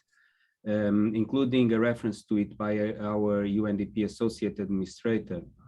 I think this idea of multidimensional poverty is important as a concept and is important as an indicator to guide policy. Over 30 years ago, UNDP created a new way to conceive and measure progress. Our first Human Development Report argued that development is essentially about whether people in each country have the freedoms and opportunities to live the lives they value. And to capture this idea, we argued that we must look beyond simple measurements of economic output like gross domestic product to understand whether people's lives are actually changing for the better. So this inspired the introduction of the Human Development Index as a metric to track development progress, very much as a multidimensional measure that is comprised of indicators of standard of living, health, and education. Now, this perspective, in my view, has very far-reaching implications about how we think of poverty. It implies concentrating on how and why people are deprived on those dimensions that are intrinsically important, as opposed to an exclusive focus. I mean, exclusive focus on income. Income is important, but I think an exclusive focus detracts from this broader perspective, because income is only instrumentally relevant in enabling people to purchase goods and services that are transacted in markets. So the Global Multidimensional Poverty Index, which we in UNDP publish every year with the Oxford Poverty and Human Development Initiative quantifies the extent of deprivations and does not consider income. This is important because you can see how a household that receives, for instance, a transfer can be lifted above the income poverty line and is no longer poor in an income accounting sense, but may still be deprived if the household doesn't have access to water main, for instance, a power line, a school, or a clinic. So by looking at the lived reality of households on dimensions ranging from health to education to different aspects of standards of living that include housing, electricity, sanitation, and drinking water, the Global Multidimensional Index complements measures of income poverty. And this, in our view, allows for a much more integrated approach to poverty that includes the joint consideration of SDG 1, for instance, Sustainable Development Goal 1, with many other goals. One of the indicators that we include in the global MPI, just to provide an example, is nutrition. And given the ongoing challenges associated with food security linked in part to the COVID-19 pandemic, we actually estimated that increases in the undernourishment coupled with lack of access to education could have led an increase in the number of multidimensional poor of hundreds of millions of people last year. So we just published last week our latest estimates of the global multidimensional poverty index. Our associate administrator already referred to them. So I just want to briefly reflect on some implications for policy. It is often rightly emphasized that patterns of economic growth need to be inclusive, and also the importance of having broad social protection and food distribution policies, which have played a very important role for millions of people in the context of the COVID-19 pandemic. It was not enough, we need to do more, but that was a very important set of interventions. But we also saw that not everything that matters to people is transacted in markets, and having income is not necessarily the solution in these cases. Water, electricity, broadband, internet access infrastructure require public and private investments. Many public goods are undersupplied and require public resources. For instance, science and technology that will be centered to increase agricultural productivity in a sustainable way.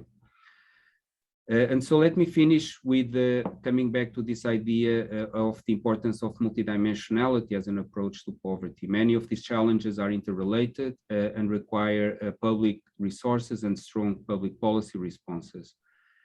I think the COVID-19 pandemic was perhaps the most recent illustration of how a shock emanating from a health-related challenge reverberated across all sectors, exacerbating inequalities from vaccine access to gender asymmetries in many countries. So if any questions remain about the relevance of multidimensional approaches to poverty and the need for coordinated public policy to respond, I believe the COVID-19 pandemic should have put those questions to rest. Thank you.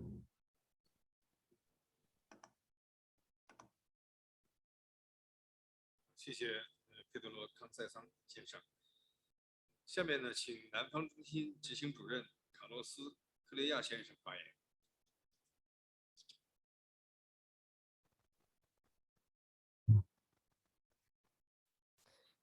Muchas gracias por la invitación de los organizadores para el South Center de participar en esta reunión. El South Center tiene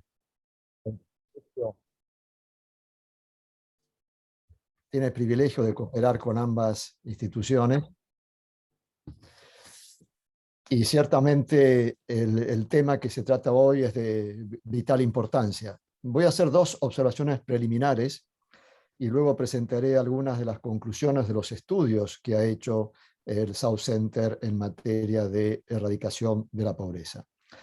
La primera observación tiene que ver con que la vinculación entre la erradicación de la pobreza y el desarrollo sustentable fue notado de manera muy correcta hace casi 30 años en la Cumbre de Río de 1992. En el principio número 5 de la declaración adoptada en la Cumbre de Río se notaba la necesidad de cooperar en la tarea esencial de erradicar la pobreza como requisito indispensable para el desarrollo sustentable.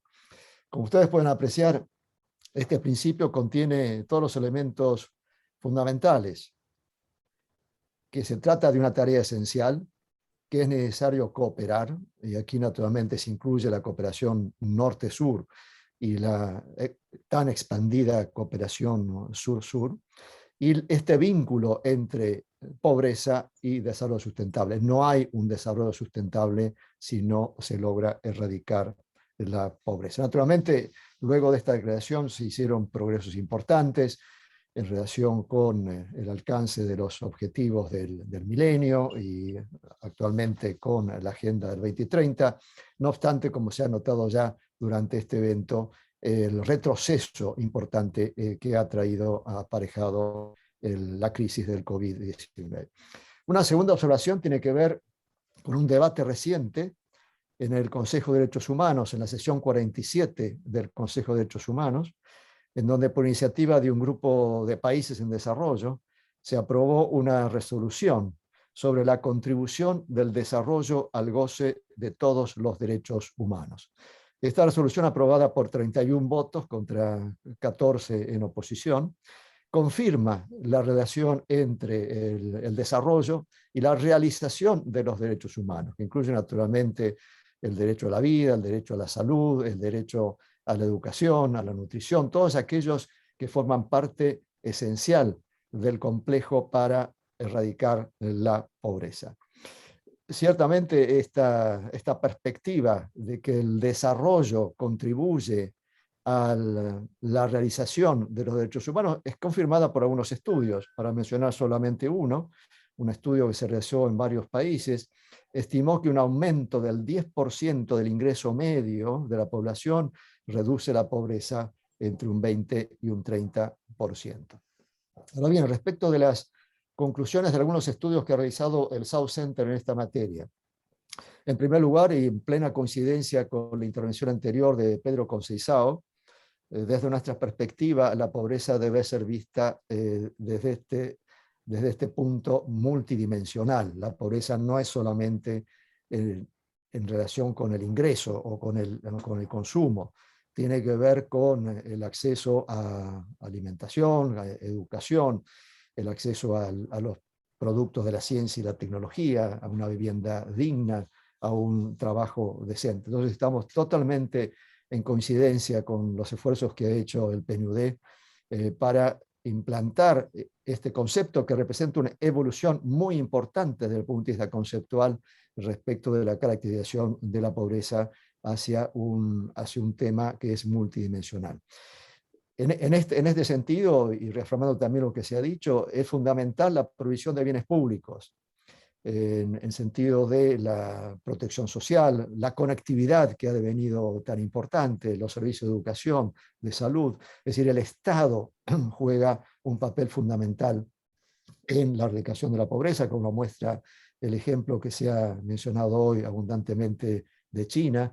El mercado solamente no dará una solución a este problema económico y moral que afecta a la humanidad, que es todavía la subsistencia de millones de pobres en el mundo. Una segunda conclusión de los estudios que ha hecho el South Center tiene que ver que la erradicación de la pobreza necesita el compromiso, la decisión política, no solamente a nivel del Estado nacional, pero de los estados subnacionales, en estas provincias, departamentos, de las comunas o intendencias y también de la propia comunidad. El éxito impresionante de China, en particular en la erradicación de la pobreza, muestra cómo han jugado diversos actores en esos procesos y la importancia que tiene el involucramiento de todos esos actores con el objetivo de alcanzar de manera eficiente ese objetivo. En tercer lugar, la erradicación de la pobreza requiere acciones, por supuesto, a nivel nacional, pero también a nivel internacional. Es necesario consolidar un sistema multilateral que promueva la capacidad de los países de actuar en este campo y no limite su campo de acción. En este sentido es importante que, por ejemplo, la reforma que se propone actualmente en la Organización Mundial de Comercio sea una reforma que tenga en cuenta como marco general la necesidad de alcanzar los objetivos de desarrollo sustentable, la necesidad de que los países tengan el espacio de políticas que sean adecuadas a sus condiciones reales, que tengan la capacidad de elegir sus estrategias de desarrollo. Había algunas iniciativas, lamentablemente, en el marco de la Organización Mundial de Comercio, que apuntan a limitar esa capacidad. Esto no debe ser aceptado. Los países tienen que gozar de plena capacidad para instrumentar sus políticas industriales, de agricultura, etcétera, que puedan apuntar hacia la solución de este problema de erradicación de la pobreza y el desarrollo económico y social de los países. Otro ejemplo tiene que ver con la promovida reforma de la Organización Mundial de la Salud. Esta necesariamente deberá abordar los graves problemas de inequidad que se ha sufrido, en particular en el contexto de COVID-19, en cuanto a acceso a vacunas. Esta reforma entonces tiene también que encuadrarse en esta idea de que es parte del objetivo de la organización abordar los problemas de pobreza de una manera sistemática y dar una solución que brinde a todos los países, en particular los países en desarrollo y menos adelantados, las herramientas para actuar en este terreno. Y cuarto, como le indicaba la declaración de Río que mencioné, La cooperación es esencial.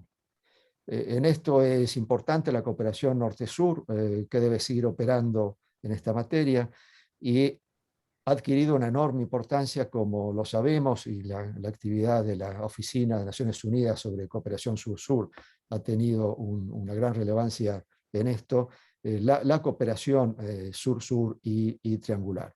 Esta cooperación puede tener un papel decisivo en contribuir a la erradicación de la pobreza. Como se ha dicho, hay modelos que se han aplicado en otros países, como es el caso de la China, de India, Namibia, Ecuador. Podría citar varios ejemplos aquí, que no son efectivamente exportables como tales, que son ejemplos, que dan lecciones que cada país deberá adoptar según sus condiciones y sus necesidades. Y en este contexto, y para terminar, quisiera también destacar la necesidad de instrumentar la Declaración sobre los Derechos de los Campesinos y otras personas que trabajan en zonas rurales, que fue adoptada por Naciones Unidas en 2018. Como se ha dicho, la pobreza en el medio rural es una de las preocupaciones centrales, en particular en el caso del continente africano.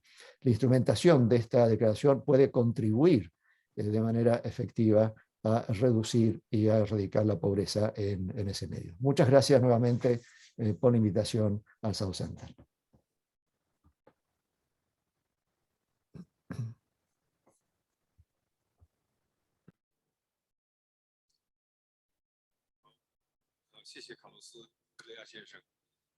刚才两位代表的发言呢，让我们了解到国际机构和组织在国际脱贫和可持续发展进程中做出的有益的探索。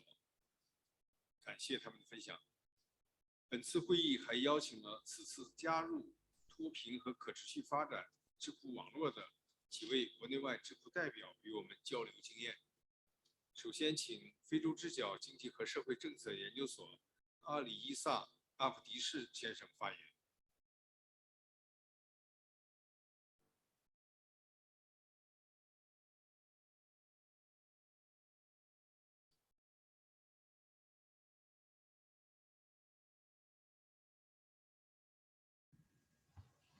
Good afternoon, good morning, good evening.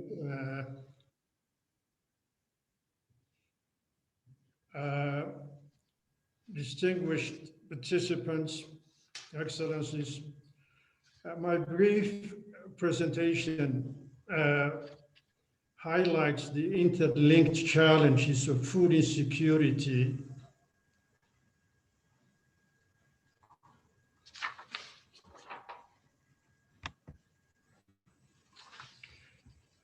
salutations. My brief presentation highlights the interlinked challenges of food insecurity and climate change impact on poverty reduction in the Horn of Africa, which is one of the most affected regions in the world. This region has been faced by food insecurity, adverse climate change impact, and environmental degradation for many decades. The region is confronted by a wide range of these interconnected and mutually reinforcing negative conditions, which are compounded by limited institutional constraints and scarce financial resources. In addition, a high degree of vulnerability to systemic shocks undermines efforts to reduce poverty, hunger, and malnutrition. In this context, there is an urgent need for radical transformation of food production into more sustainable systems.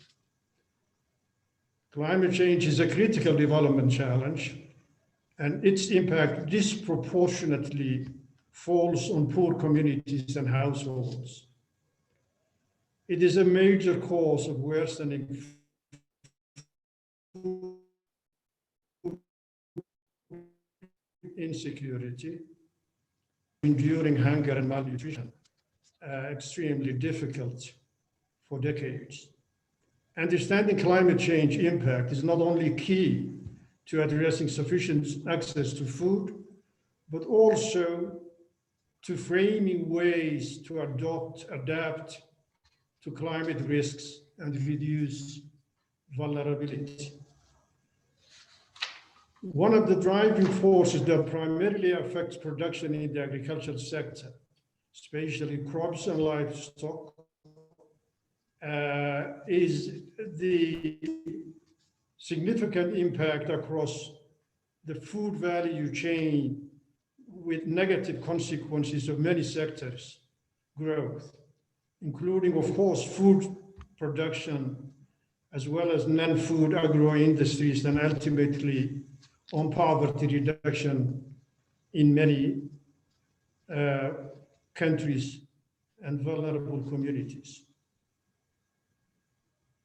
As of 2019, close to 70 million people have suffered from hunger in the Horn of Africa, corresponding to about 1 in every 3 people in the region. This compares to the global rate at a level slightly below 11%. Since 2020, the number of people facing acute hunger and endemic poverty has increased significantly on account of the COVID pandemic impact on the health systems and economies of the sub-region, indicating immense challenge posed by the entire sub-region to achieve the zero hunger target for 2030. Building resilient societies that adapt to changing environmental conditions is critical to reducing vulnerability and to increase sustainable development. Furthermore, designing effective interventions for improving livelihood is critical dimension to enhance the adaptation to climate change and to build effective resilience, which includes strengthening risk management, social protection programs, market stabilization, and livelihoods diversification. Effective adaptation requires also strong institutions, cooperation and harmonization across national programs, and support from concerned partners from countries in similar circumstances that have achieved success in addressing endemic poverty across many people. The lessons learned by countries like the People's Republic of China of reducing 700 million people or alleviating or eliminating poverty for 700 million people is instructive for the region that I speak to you from in terms of critically addressing these interlocking concerns of climate change and its impact on food security, as well as endemic poverty. The challenges thus faced call for also establishment of integrated climate response systems to build resilience, to boost overall risk management. It aims to foster participatory planning and social accountability, and paves the way for countries in the region to collaborate with partners, South-South or North-South or globally, to join action and investments on institutional and that benefit communities in similar ecosystems and across borders. At the global level, the first Sustainable Development Goal calls for an end to poverty in all its forms everywhere, And the second SDG goal targets an end to hunger, achieving food security and improved nutrition to promote sustainable agriculture by 2030. I'm reminding participants of these just to declare that the realization of these lofty goals appears distant for the vulnerable communities of the Horn of Africa and many other regions of the world, unless and until global solidarity for addressing this nexus of climate change and food security is addressed with the kind of commitment that's required. Finally, there is an overwhelming evidence and global consensus that climate change is among the leading causes of rising hunger in the world. More significantly, it is generally recognized that without universal mitigation of the principal man-made causes, greenhouse gas emissions and the like, the largest burden will fall disproportionately on those that have contributed the least to such a causes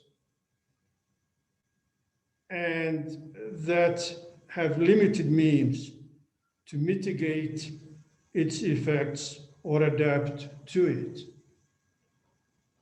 I wish to conclude my brief remarks to commend and welcome the formation of the Research Institute's Partnership for Knowledge Sharing and Research on Poverty Reduction and Sustainable Development, areas which are in the core mandate and mission Regional Institute for the Horn of Africa that I have reviewed this very much needed event. I thank you much for the opportunity.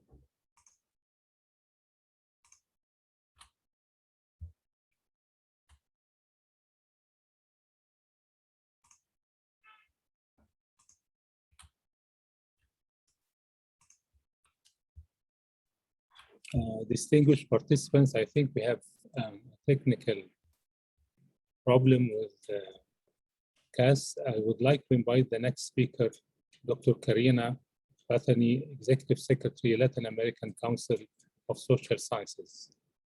You have the floor, and really apologize for this delay. Bueno, sí, efectivamente no estábamos escuchando, disculpen.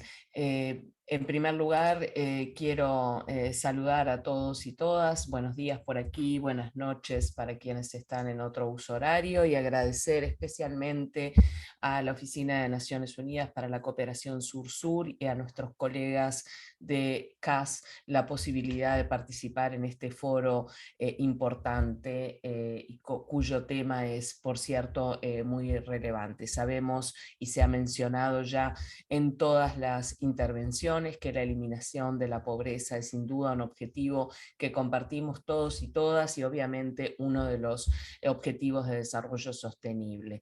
La pandemia, además del COVID-19, tuvo un impacto tremendo en el esfuerzo mundial por reducción de la pobreza, y queda clarísima la necesidad urgente de que la comunidad internacional trabaje unida y cree un consenso para llevar adelante esta tarea. Especialmente esto nos convoca a las sociedades del sur global. Estamos en una época de cambios globales sin precedentes, que ha tenido además un impacto muy particular en la vida de las personas aquí en América Latina y el Caribe. La magnitud de la crisis en la región, además, ha reabierto debates sobre el papel del Estado, sobre el papel de la política en general y de las políticas públicas en particular, y muy especialmente las políticas para la superación de la pobreza. Queda claro que el modelo económico actual ha generado más desigualdades, o ha exacerbado las desigualdades, y ha generado aún una mayor concentración de la riqueza. En ausencia, como en los países de América Latina, de un estado de bienestar universal, el acceso a la seguridad social y a los beneficios sociales sigue siendo en nuestra región aún un privilegio. Recordemos algunas de las proyecciones de la CEPAL que plantean que, como consecuencia de la recesión económica que estamos viviendo, se registrará una caída del producto de cerca del 8%, y que la tasa de pobreza extrema en nuestra región supera el 12% y la de pobreza supera el 34%. Queda claro también que una mejor protección social es esencial para superar estas situaciones de pobreza, para disminuir riesgos, para fortalecer distintos medios de vida, mejorar la educación, la salud y otros derechos básicos. No solamente entonces hablamos de la erradicación de la pobreza y del hambre, sino también de reducir las desigualdades y incorporar esta noción que se mencionó ya por parte de quienes han hablado de la pobreza multidimensional. Pobreza y desigualdad son problemas estructurales en la región latinoamericana, problemas estructurales complejos y multidimensionales que están muy asociados a la heterogeneidad de la estructura productiva de nuestras economías. A la desigualdad socioeconómica se superponen otras desigualdades como las de género, las étnico-raciales, las generacionales, las territoriales y las vinculadas también a los fenómenos migratorios, entre otros elementos. Estas desigualdades además se encadenan, se entrecruzan y se potencian a lo largo del ciclo de vida de las personas aquí en América Latina y el Caribe. Algo que permitió la pandemia es sin lugar a duda el reconocimiento colectivo de que vivimos en sociedades territoriales cada vez más interdependientes a nivel global. Durante la pandemia, además, quedó claro que la búsqueda de soluciones, la búsqueda de alternativas a estos problemas no podrá ser nunca de manera aislada. Nadie sale por sí solo a nivel individual ni a nivel colectivo, como Estado, como países. Estos enfoques observamos, digamos, en nuestra región que persisten algunos enfoques que ponen el acento en la necesidad de un Estado mínimo, en el principio de subsidiariedad y la preeminencia del mercado y el impulso de políticas sociales como instrumentos marginales. Bueno, es cada vez más evidente que por esa ruta no se reducen las desigualdades ni se logra superar la pobreza, y que es necesario pensar una institucionalidad y políticas sociales que enfrenten los problemas del actual estilo de desarrollo y los desafíos que emanan de los cambios globales. En este sentido, China siempre ha sido un participante activo en la cooperación internacional para la reducción de la pobreza. Podemos mencionar, por ejemplo, en su relación con América Latina, que el crecimiento económico de América Latina durante la primera década de este siglo ha estado vinculado al surgimiento de China y al aumento de las exportaciones latinoamericanas a China.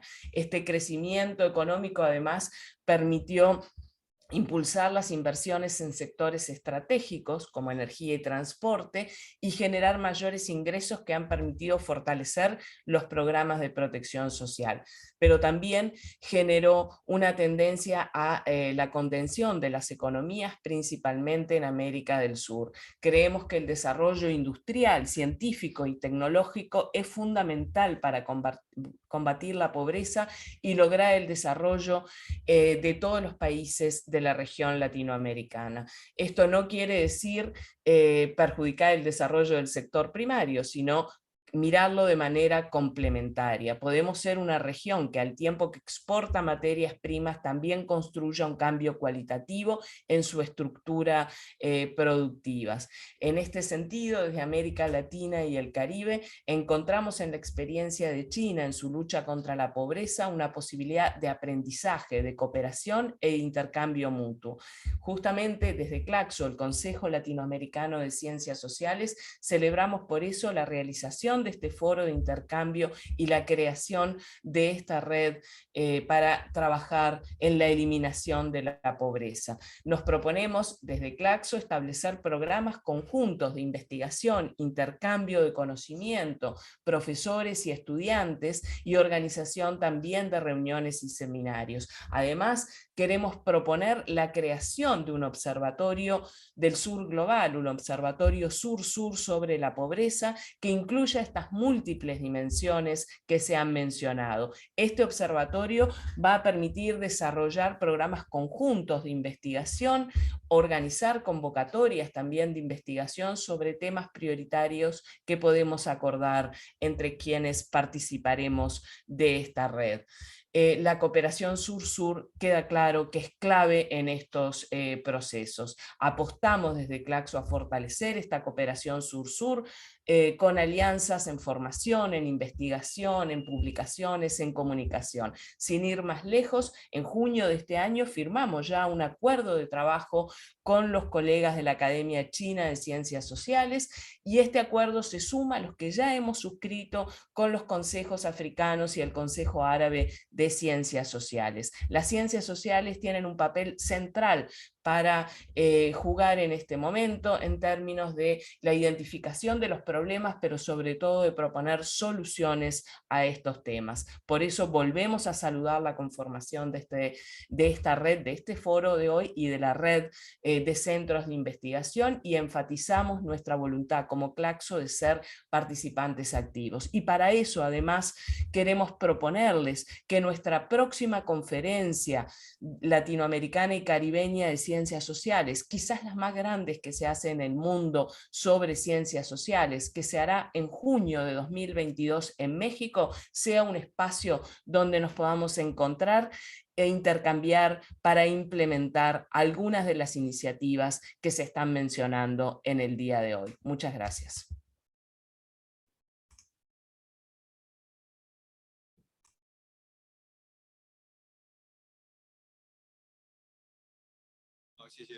这里有个情况说明一下，我们这个翻译服务呢，到北京时间21点结束。那么下面的发言呢，请各位代表用英文发言，用英语发言。好，谢谢。下面请南非国家行政学院院长布萨尼·恩卡韦尼先生发言。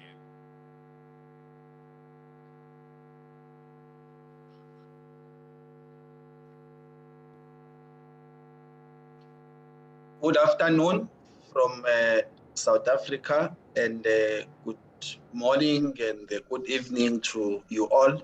Thank you for inviting me, and congratulations to the colleagues in the UN office and the colleagues at CASS for convening this important meeting today. I'm going to make a slight deviation from the interventions that have been made by the scholars and the senior officials who have spoken before me, in a sense that we also need to emphasize the issues of building state capacity in order to effectively address issues of poverty and sustainable development. It is our view here in South Africa that unless you build state capacity, the ability of state of governments to effectively grow economies, to end the poverty, that the poverty will persist and we will not achieve the objectives of the Agenda 2063. This is important because amongst us here are scholars and senior officials from various institutions, that part of the work we do as researchers, as institutions, we must also build the capacity of officials in public administration. In our instance, President Mandela in 1994 said, we must change the situation of the majority of the peoples and reverse the frontiers of poverty, ensure that people have got work, bread, water, and salt, because people, especially here in South Africa, had suffered, the indignity of being a skunk of the world for a very long time. So we have to deal with this issue of the historical injustice. Now, the last two speakers have used the word complexity more than once in their interventions.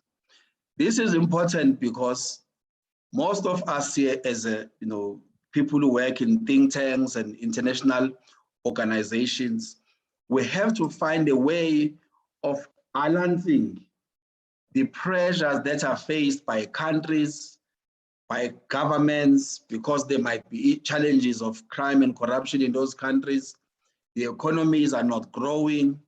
We now have the, fourth industrial revolution. It brings its own complexities of governing societies. For our case, we also aspire to build a better Africa and a better world. And we've got challenges of land reform in many instances. We must develop infrastructure at a rapid pace. We also must deal with the issues of sustainability as well. Now, this means if you want to pursue an aggressive program of addressing poverty and sustainability, as the People's Republic of China has successfully done, you must also take into account that you need strong institutions that can deliver on your ambitious programs. We are facing these challenges in the world today, and nobody is not affected by them. These pandemics and endemics of COVID, which being managed, many countries are struggling with recession. Since 2008, they haven't recovered. And we saw actually a reversal of some of the gains on poverty and inequality since the 2008 global economic meltdown. There are many countries like ourselves that have not really recovered from the aftershocks of that crisis. And of course, as some speakers have mentioned here, we have to deal with the endemic issue of managing the climate as well.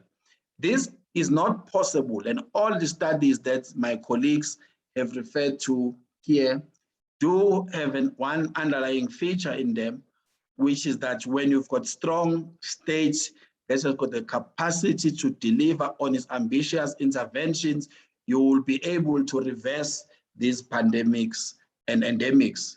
Because we must remind officials and everybody, all stakeholders and social partners, that we are not the first generation to go through a pandemic. There's been others who've gone through pandemics before, including wars, and they were able to actually recover from those through coherent programs addressed at targeted populations, as we have seen in the case studies, and those have been successful.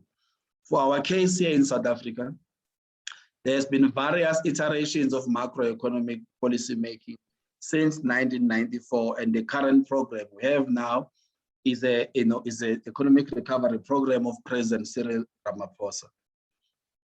These have had mixed results. Since 2008, when we were doing very well, we began to see those challenges of reversal, as I've mentioned, and with the COVID pandemic, it became even more difficult. Hence, there had to be a new program of action, a new plan that the president inaugurated last year. And obviously, as I said, these have had a mixed result.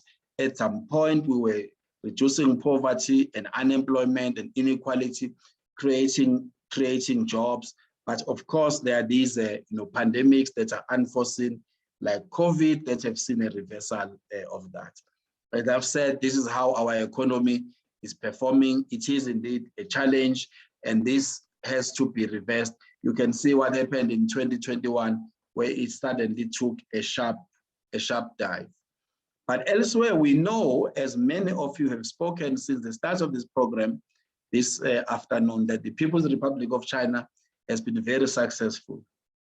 In fact, one of the leading Chinese commentators and scholars in my meetings with him last week, Eric Lee from Fudan University, he said China has succeeded to lift these 100 million people out of poverty because the bureaucracy there is an experimental one, which means the case studies presented here can be replicated elsewhere because they've seen to be succeeding as vast as the country is, and that the bureaucracy is entrepreneurial, which means it's always seeking opportunities because it got space to do so. And lastly, because it is meritocratic, which means there are people with the capability of implementing the programs of government. For our part in South Africa, we have taken some serious lessons from the foregoing, and that is why the focus now is on building an efficient, capable, and ethical state, so that the resources are directed towards addressing poverty instead of ourselves as senior government officials directing resources to ourselves. In many countries in the global south, that is really a challenge, and it drives poverty. And collectively, as thinkers, as officials, in the research that we do, we must also be able to calculate how much of the resources that get diverted impact on poverty in various countries, because indeed that is the case in many instances. Now, I want to make an argument here that as we do this work, we go forth to do this work, this collaboration, we have to take into account that some of the people in the network and the countries where we must intervene do not have abilities. So what then do you do? We need to adopt a strategy that says, if a country wants to lift 100 million people out of poverty, as China did, that was based on the strength or the ability of the state to respond to the challenge before it. Now, if you are a country that is like that minibus that you see over there, the capacity of that minibus is not built to carry such a load. This is a real picture, by the way, in a border between South Africa and Zimbabwe. Now, the question is, if that minibus is a country and the country is carrying such a huge load, what do you do? And our argument is that you can modify the engine of the minibus so it can have more torque and more pulling capacity. You can modify the axles of that so that it can withstand this new weight that it is carrying. And that is why then my challenge to this network is, let us invest a lot more in building the capabilities in the countries where we are working, so that those who are in the state and outside of the state can indeed carry the load of addressing poverty and inequality in their countries. If we go to countries and say there must be a just transition in order to mitigate the effect of climate change without building capabilities, we will not get a positive response. We have indeed seen how governments were able to respond last year and even now because of COVID. States became more dynamic. They use a lot more evidence than they did before. So part of the work we must do is to build and institutionalize the idea of using evidence to make decisions, so that we don't take pet projects and we call them poverty alleviation projects, because the impact would be too small. We must harness the use of technology, as we have seen, and we must effectively communicate. So my proposition is the experience of managing COVID need to be harnessed by countries, by regions, and by partners, and the United Nations must assist in this regard, so that we can institutionalize and replicate some of the learnings that we saw emerging out of our ability to manage COVID.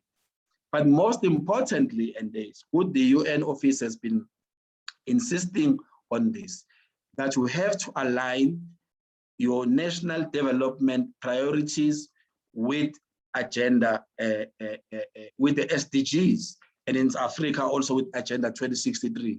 And it's very possible to do so. You just need a skilled and masterful public servants who understand that by implementing the SDGs, you are not substituting your national priorities, because there is an alignment and it is always possible to do so.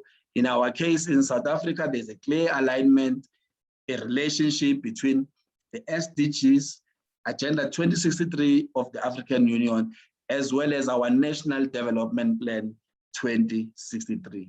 And we do need to encourage, to foster the building of that understanding across the global South.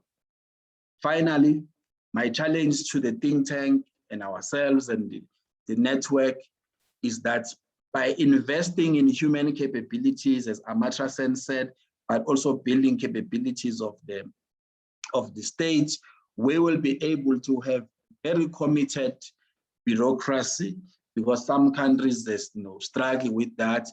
People must be diligent, they must be prudent, they must be masterful. But importantly, as we saw in the case studies that were mentioned earlier on, we also need innovation in the system. So in the work we do on the research, we must be discovering innovative ways of pushing back the frontiers of poverty, convert that into capacity building material, so that we can strengthen capabilities of organizations and countries in the global South to push back and fight the frontiers of poverty. Here in South Africa, we are preoccupied with this question. Professor Kishore is a Singaporean, but is at Fudan. He asked this question in one of the conversations with Professor Zhang Weiwei. He argues that China succeeds because of government.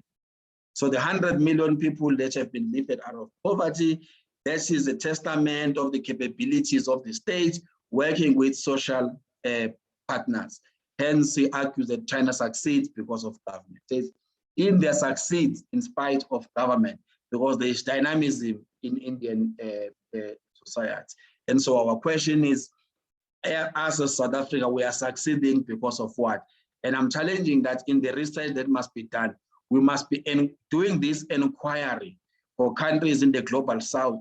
So there's a clear model of how people rate the ability of their states and other institutions to help them get out of poverty.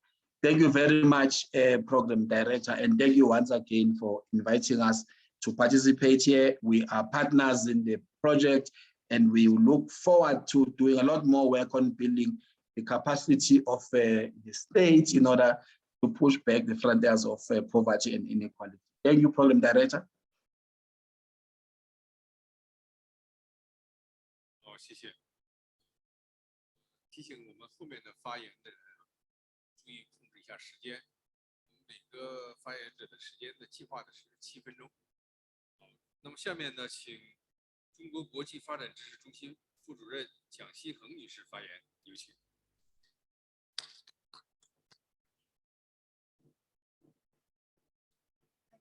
要求接下来讲英文的，我讲英文。Good evening and good morning. Okay, but okay. To help our guests online, make it easier for you to listen, I will speak English. So first of all, I would like to thank the CASS for inviting me to this very important event, and I would also like to congratulate Chinese Academy of Social Sciences and the UN Office for building up this network to promote knowledge and good practice sharing for poverty eradication and sustainable development. Both CASS and UNOSSC are our close partners for DRC and CAKD. Maybe some friends here know Xiaojun and Pedro, they know that CAKD was announced by President Xi Jinping in 2015 at the UN Sustainable Development Summit. And our mission is to share knowledge for sustainable development. And over the last 5 years, we have been working on China's strategic progress. Most recently, we released the Progress Report 2021, the third version, overview, given an overview of China's strategic progress in the last 5 years. So you have all noticed that China has accomplished Goal 1, eradicating poverty 10 years ahead. But at this moment, we share the sympathy, share the concerns with all our friends globally, the rebounds of poverty, the rebounds in many countries. So I think this is why Chinese President Xi proposed this speech last month at the general debate of the 76th session of the UN General Assembly, the Global Development Initiative. We would like to, Chinese government is committed to speed up and to contribute to the acceleration of SDG implementation. So President Xi, he called for actions to accelerate SDG implementation twice in his speech, and he also proposed 6 principles to stay committed to development as a priority, stay committed to a people-centered approach, and stay committed to benefits for all, and stay committed to innovation-driven development, stay committed to harmony between man and nature. And last but not least, and in my opinion, it is the most important features of China's development, to stay committed to results-oriented actions. The Chinese government has been working generation by generation to stay committed to the results-oriented actions on poverty reduction.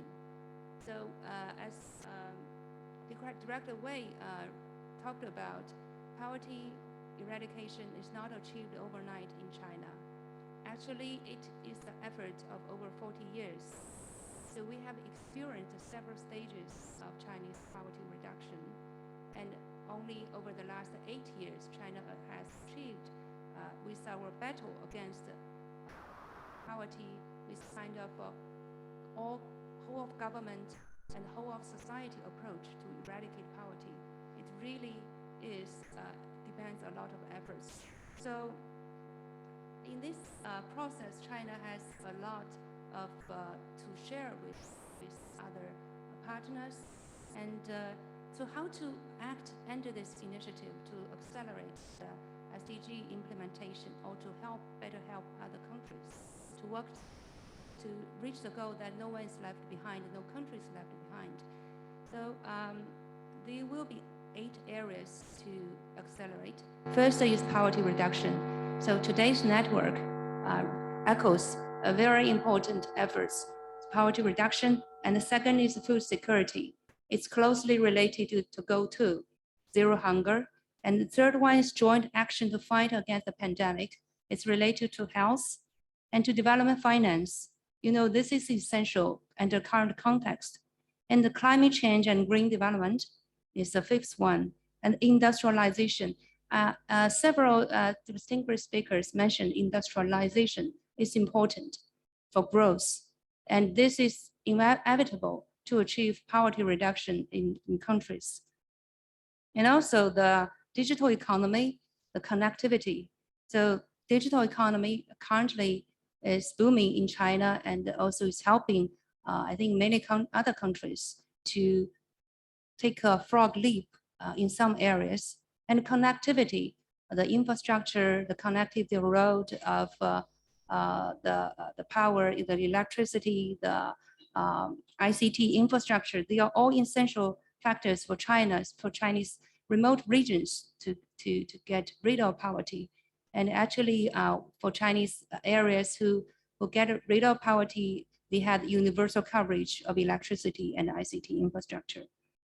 So this is the first point I want to make. Under this new global development initiative, these areas will be further promoted. And the second is, well, China really can offer rich experience in the past about 40 years of poverty reduction.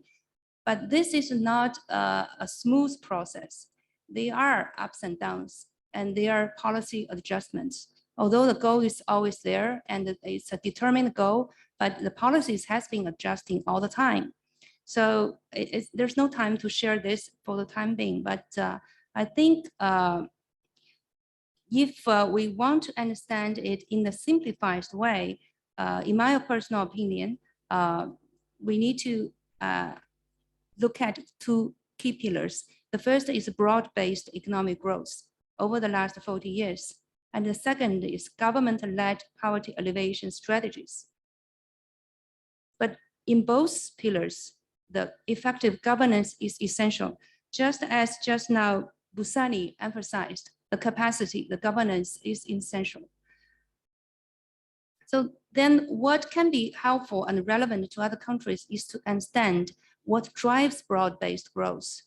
The agricultural modernization in the early years of China's reform and opening up, the gradual industrialization, starting from the township and village enterprises, and then the coastal region, and then the overall development of industrialization, and followed by social security system, building up the social network, and the controlled migration system, and also particularly these factors contributed a lot in the first 3 decades. Well, the second question, what are the key features of government-led poverty alleviation strategies? So people-centered governance is always there, but we have taken a gradual, refined targeting strategies at different stages of development. Dr. Wei also just mentioned just now, from area targeting to the family targeted poverty alleviation, starting from 2013. So in the early years, starting from the 1980s, the area targeted strategies worked, but in the first 10 years, after the first 10 years of the 21st century, this strategy could not work anymore because it could not reach the last pocket of poverty, the last 100 million people. So that's why the poverty, what we called targeted poverty alleviation was implied. But this is a really demands a lot of efforts. So innovations on how to kind of seek precisions, precision in identification, precision in assistance, precision in evaluation, and precision in exit. All these measures have been adopted, and a lot of policy innovation has been innovated by the I think not only the central government but also the local governments. So there is a very good top-down and bottom-up approach combined to reach this outcome.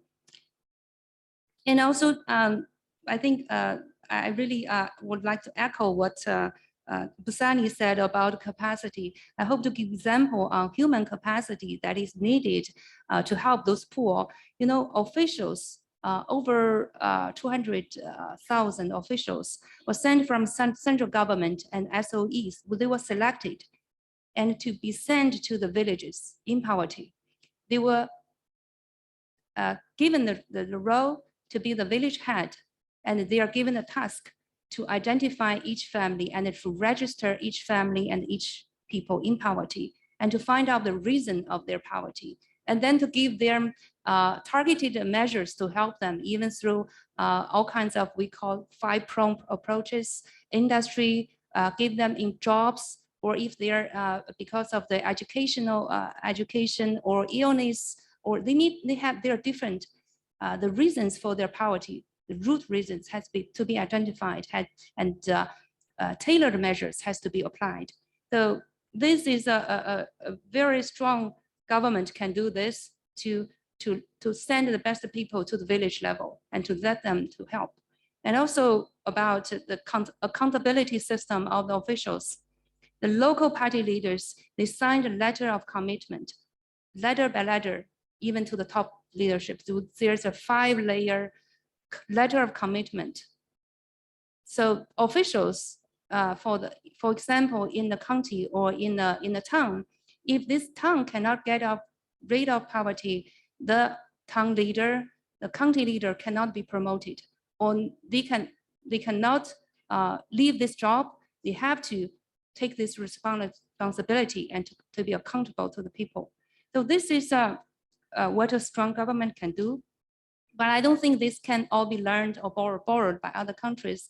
You need to find out what is suitable in your own conditions, as many of you have mentioned. So last point is, I hope to say that under the GDI, there are 8 areas, but they are all connected. So for poverty reduction, we need to think about what are the measures that can help reach this goal. You cannot talk about poverty reduction just by poverty reduction. You need to find different measures. So all these SDG goals are connected. And today, this connection is more stronger than ever before.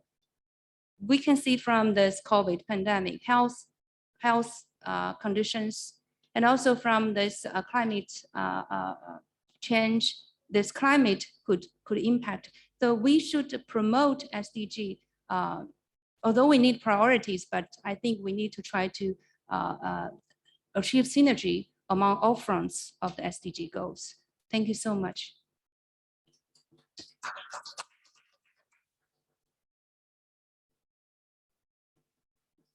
谢谢。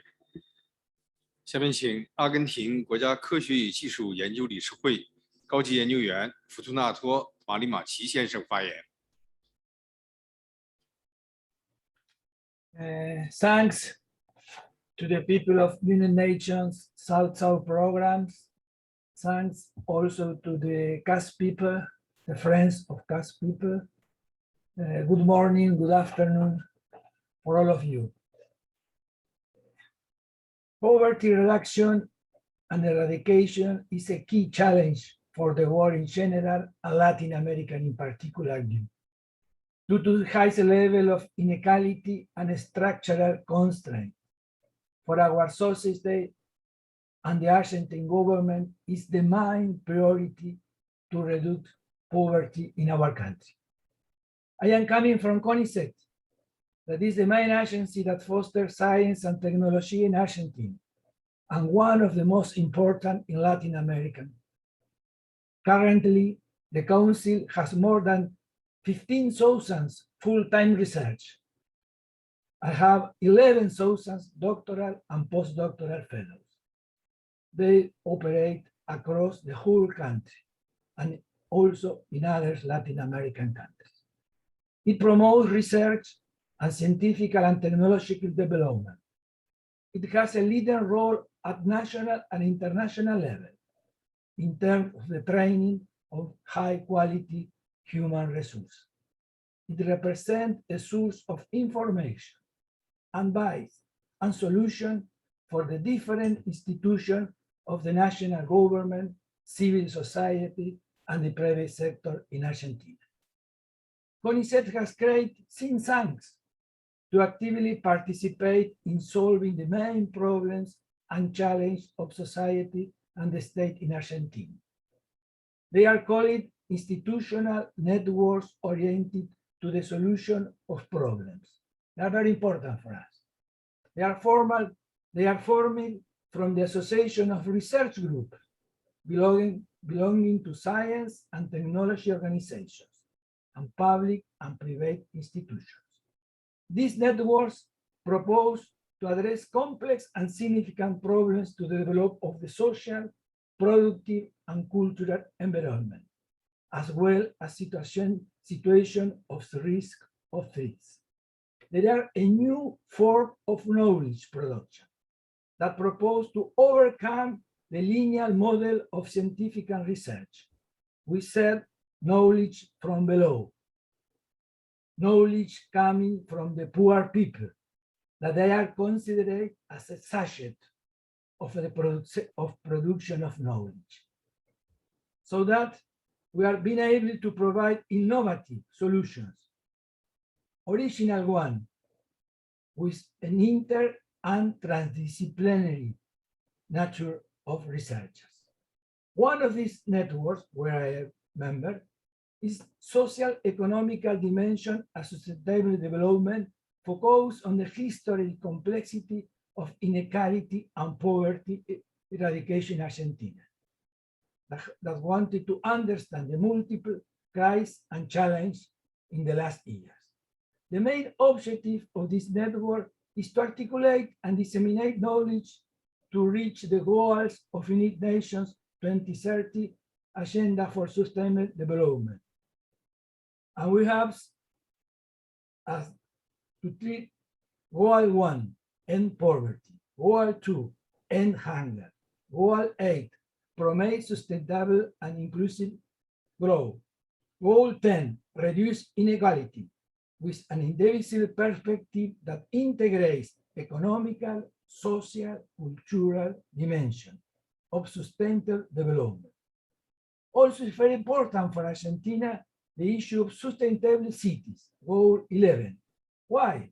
Because Argentina is a country where more than 90% of its population lives in the city.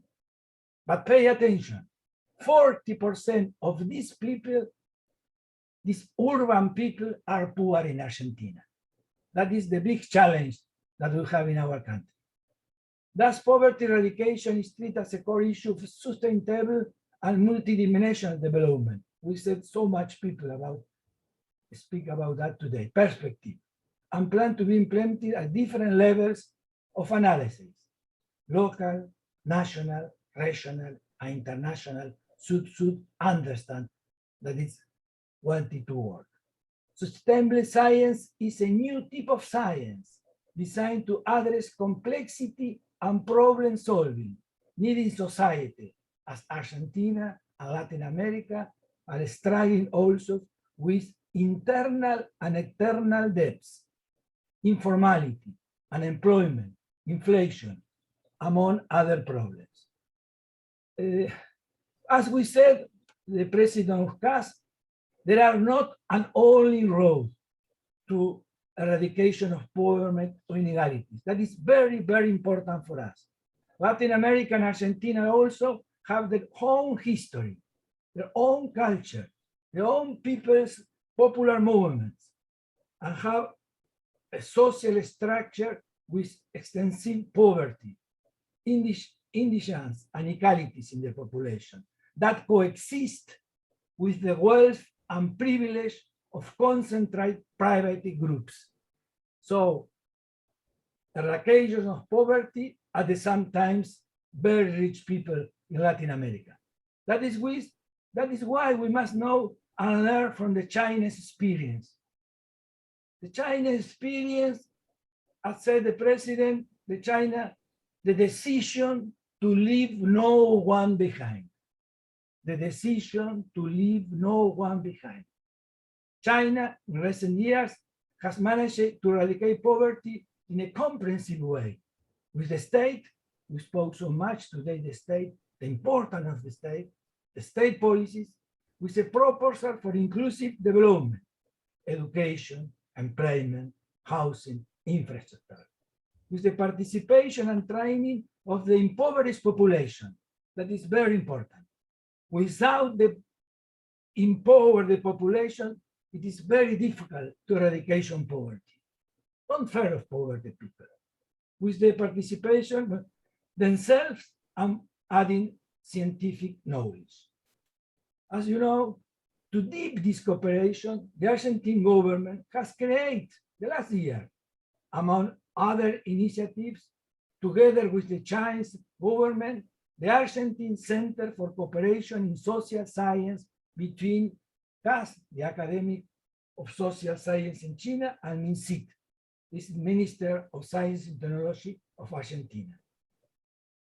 It's very important for us, this cooperation. This think tank in our country links to China. I am in the center, the scientific head for Argentina. This workshop to end in South-South cooperation of leverage knowledge and good practice sharing of poverty eradication is very important for all the think tanks and people and governments in Argentina and other Latin American countries. So that I want to thank to Maria del Carmen Esquef, that is coming from Argentina, is the president in this South-South cooperation. I will ask also the people of Nations Union. I will ask the people of CASS to organize that. We need this kind of meetings. The South-South cooperation promoted by this workshop with enhancing the possibilities to co-produce with similar networks and institutions the situate and relational knowledge required to address the specific needs of our countries and societies. Muchas gracias. Thanks to you. 谢谢。好，谢谢。下面请柬埔寨皇家科学院秘书长杨普先生发言。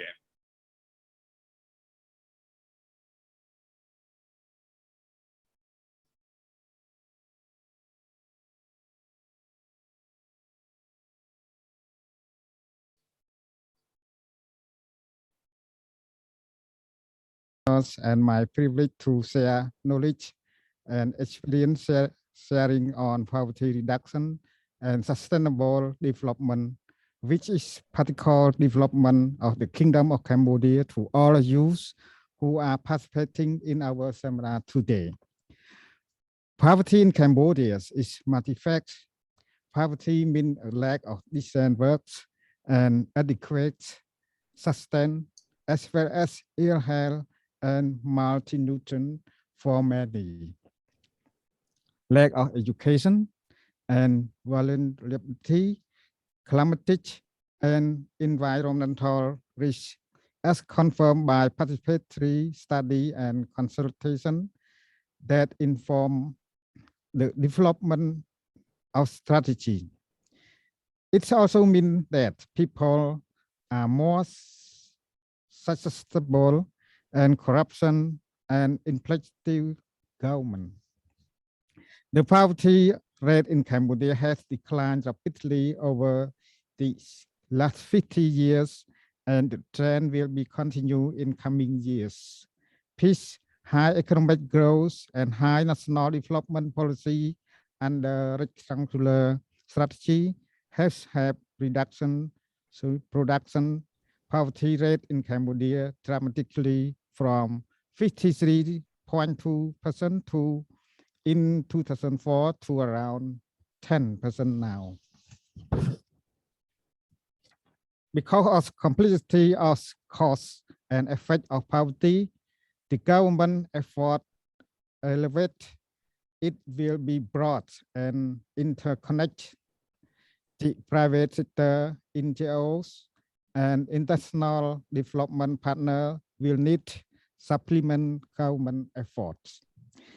The Royal Government of Cambodia indicate to reducing poverty and inequality as well as improve quality of life for Cambodia rapidly growing people so that all Cambodia can benefit from economic growth and participate in the development process.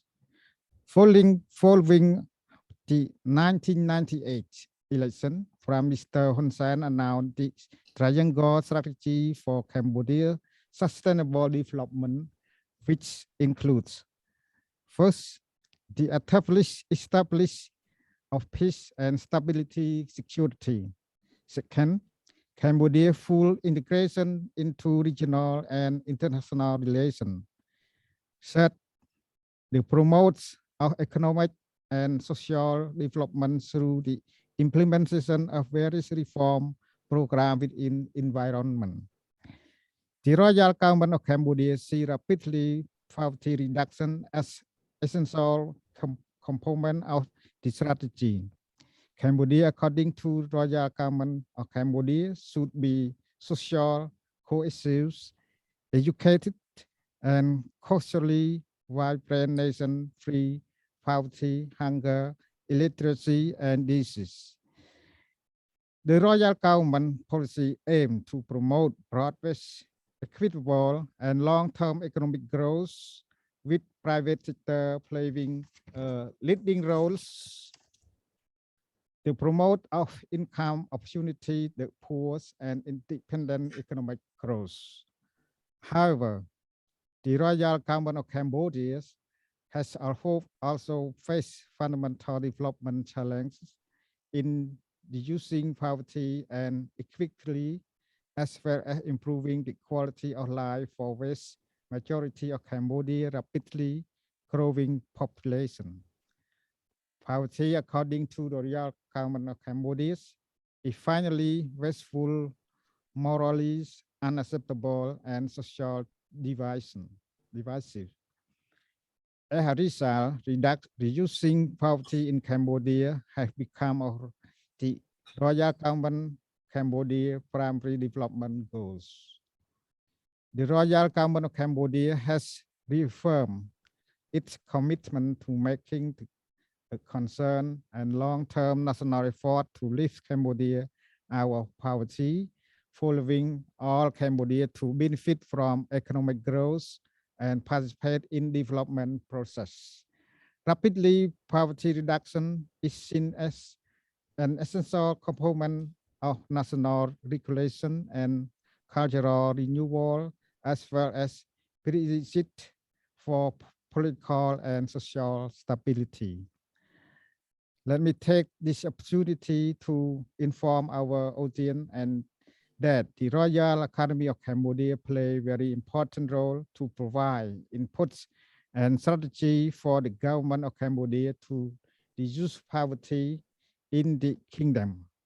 We conduct several research projects in order to provide the concise strategy for government of Cambodia.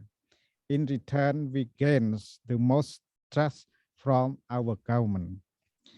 In addition, the poverty reduction, the Royal Government of Cambodia reiterates its unwavering support for the SDGs, as well as desire to maintain Cambodia rapid development pace and implement necessary measures and reform.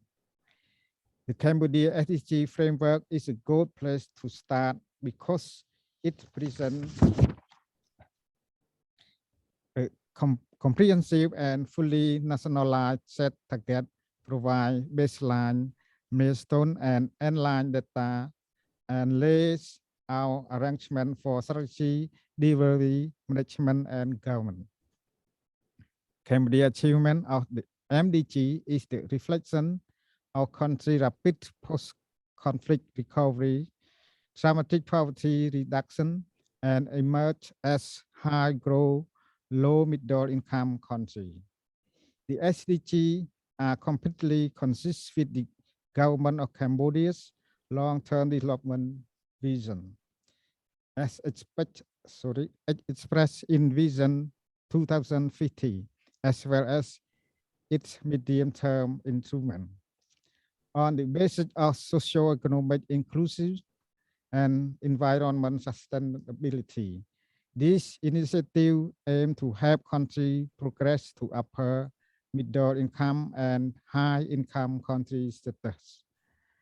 As a result, the policy stand fully embrace the imperative and ensuring equitable development and leaving no one behind, as well as preserving Cambodian natural resource endorsement while also addressing the threat posed by climate change. Thank you so much for your attention.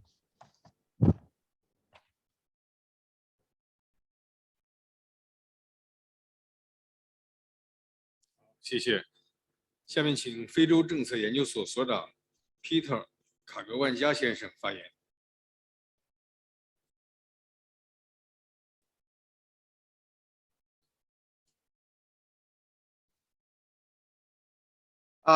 Excellencies, ladies and gentlemen, on behalf of the Africa Policy Institute, may I thank our host and express our great honor participating in this meeting. From the outset, let me observe that we celebrate the 2021 International Day for Poverty Eradication under the shadow of coronavirus pandemic. In 2020, the disruption of the COVID-19 pandemic raised the global extreme poverty for the first time in 20 years. As a result, an estimated 100 million people, additional people, are living in poverty as a result of the pandemic. Then what can countries of the global south leverage, how can countries of the global south leverage and share lessons learned and good practices in poverty eradication and sustainable development to raise out of the ashes of COVID-19 pandemic? It is the African-American scholar, W.E. Du Bois, who famously proclaimed in 1903 that the problem of the 20th century is the problem of the color line. More than a century later, it is safe to say that the problem of the 21st century is the problem of poverty line. Today, over 696 million people are still in extreme poverty, surviving on less than $2 per day. Ladies and gentlemen, two narratives are a defining response to global poverty. The first narrative is a happy one, identified particularly with China. Globally, the number of people living in extreme poverty has been on the decline for several decades. The number went down from 1.94 billion in 1982, 2 years after the reform and opening up in China, to 696 million in 2017.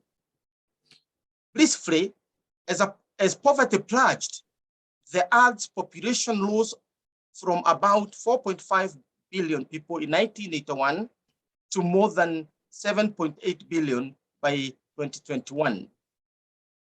The second narrative shaping response is less encouraging. In recent decades, several countries have experienced a rise in poverty. More than 40% of people in sub-Saharan Africa, that is more than 430 million people, are living in extreme poverty. According to World Bank, 9 out of 10 countries in the highest poverty rate, with the highest poverty rates in the world are in Africa. Poverty is also rampant in the South. As of 2019, over half of the world's poor lived in just 5 countries in the South. That is India, Nigeria, the Democratic Republic of Congo, Ethiopia, and Bangladesh. Studies in the Horn of Africa indicate that a clear relationship or correlation between high poverty rates and countries either at war or in political crisis. Africa's poor countries are trapped in civil wars, and are facing frequent natural disasters such as drought caused by environmental stress relating to the effects of climate change. The lesson here is that long-term peace is very important for poverty eradication, and also stable and capable governments, as it has been argued. The obvious liberal solution of choice for countries trapped in poverty is to deepen free market capitalism. Yet, it is clear from studies that although capitalism remains the most pervasive political and economic system that privileges private production of goods and services, it is itself in global crisis, in profound global crisis, and also in decline.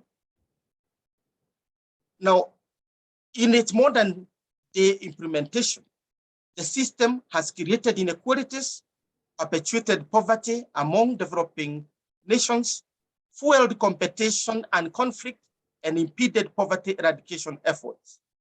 As such, we need to look for solutions from within the South. Ladies and gentlemen, over the last 2 decades, a credible body of knowledge, lessons learned, and good practices have emerged in the global South, which can be shared to leverage poverty eradication and help achieve sustainable development. China's reforms and opening up provided the best lesson in poverty eradication that can help impoverished nations roll back poverty. In the year 2000, around half of Chinese, more than 600 million, still lived below the national poverty line. Today, according to the latest data supplied by the World Bank, in 2021, only 0.6% of the Chinese people live below the country's official poverty line of having less than $2.3 at their disposal per day. Strong states, peace, and sound policies are important in poverty eradication. China provides practical lessons in investing in long-term solutions like the multi-billion-dollar Belt and Road Initiative, which have helped Africa build ultra-modern infrastructure to fuel industrialization, create jobs, and reduce poverty. Major powers like China have to break the Kidobaga trap by providing public goods to poor parts of the world. It was Charles Kidobaga, an intellectual architect of the Marshall Plan, who argued that America's failure to take on Britain's role in providing global public goods after it replaced Britain led to the collapse of the global system into depression, genocide, and world wars in the decades of the 1930s. To avoid this, it is necessary for countries to provide, able countries to provide global public goods to the poorer part of the countries, particularly within the framework of South-South cooperation. Today, as China power grows, it is providing global public goods to Africa through the Forum for China-Africa Cooperation, FOCAC, whose story is now inextricably linked to the story of African rising. Investing in public goods will include humanitarian interventions to combat the impact of pandemics like Ebola and COVID-19 and help to break the cycle of poverty, to improve impoverished people's access to clean water, adequate food, affordable education, and healthcare, and other needs. As China and Africa head for Dakar, Senegal, for the triennial summit of FOCAC, poverty eradication should be top on the agenda. Thank you, ladies and gentlemen.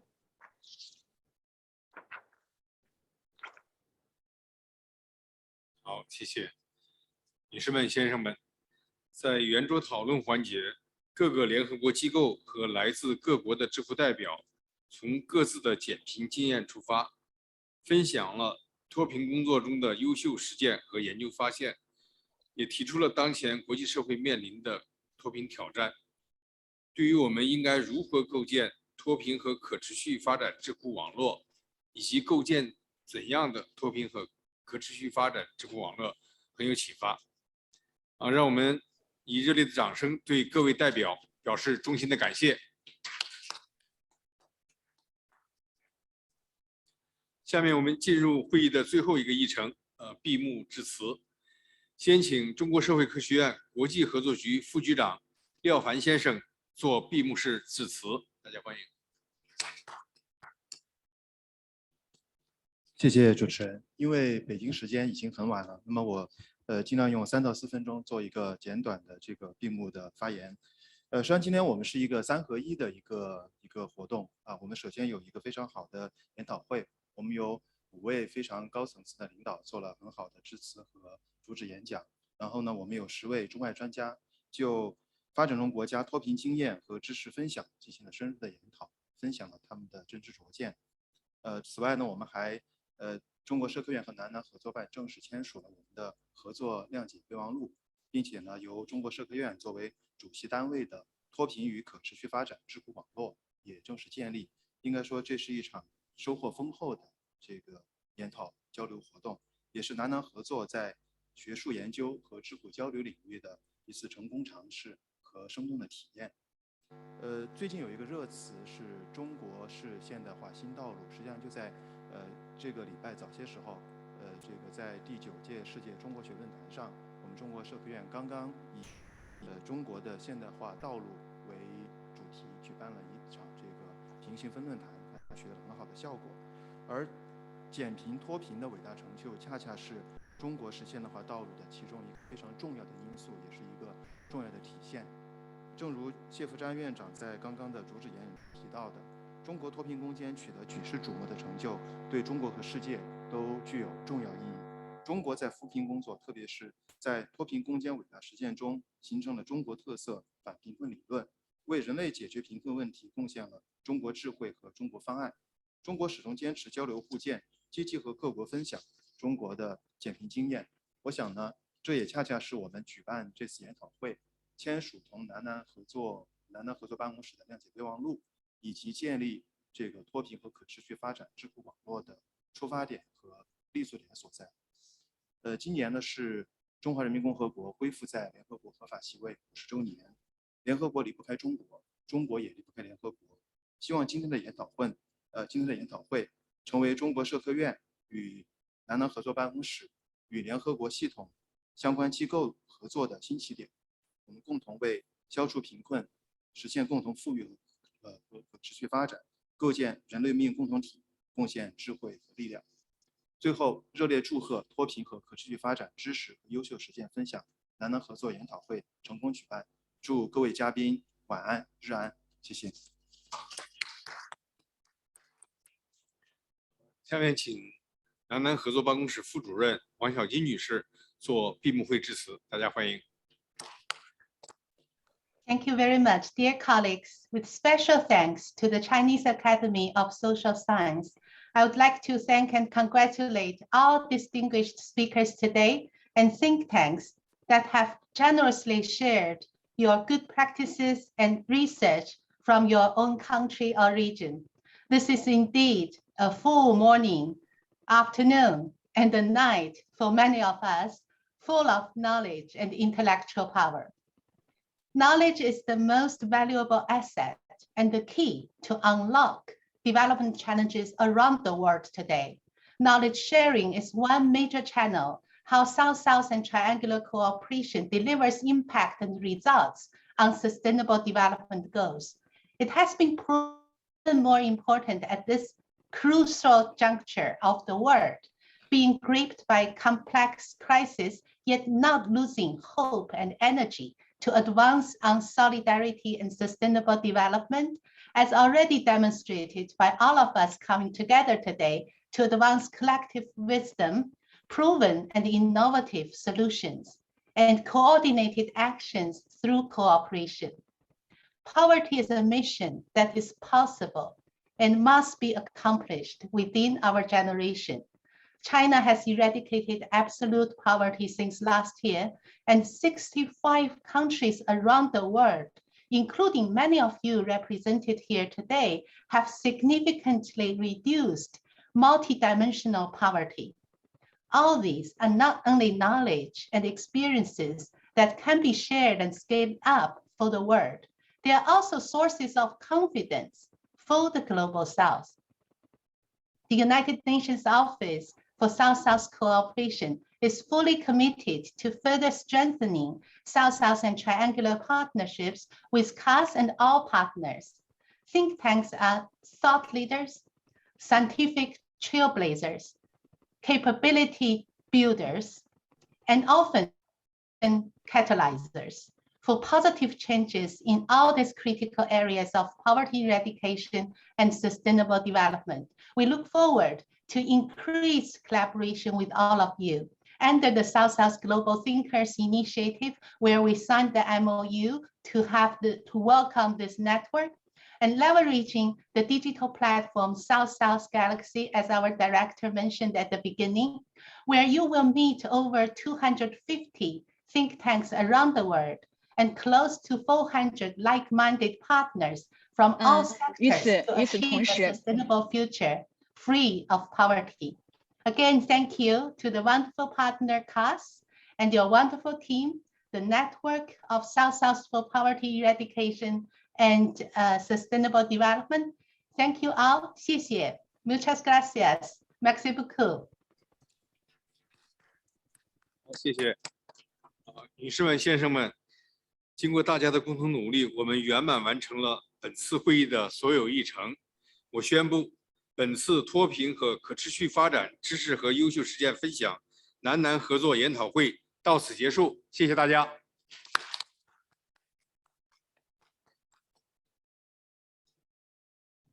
谢谢。谢谢。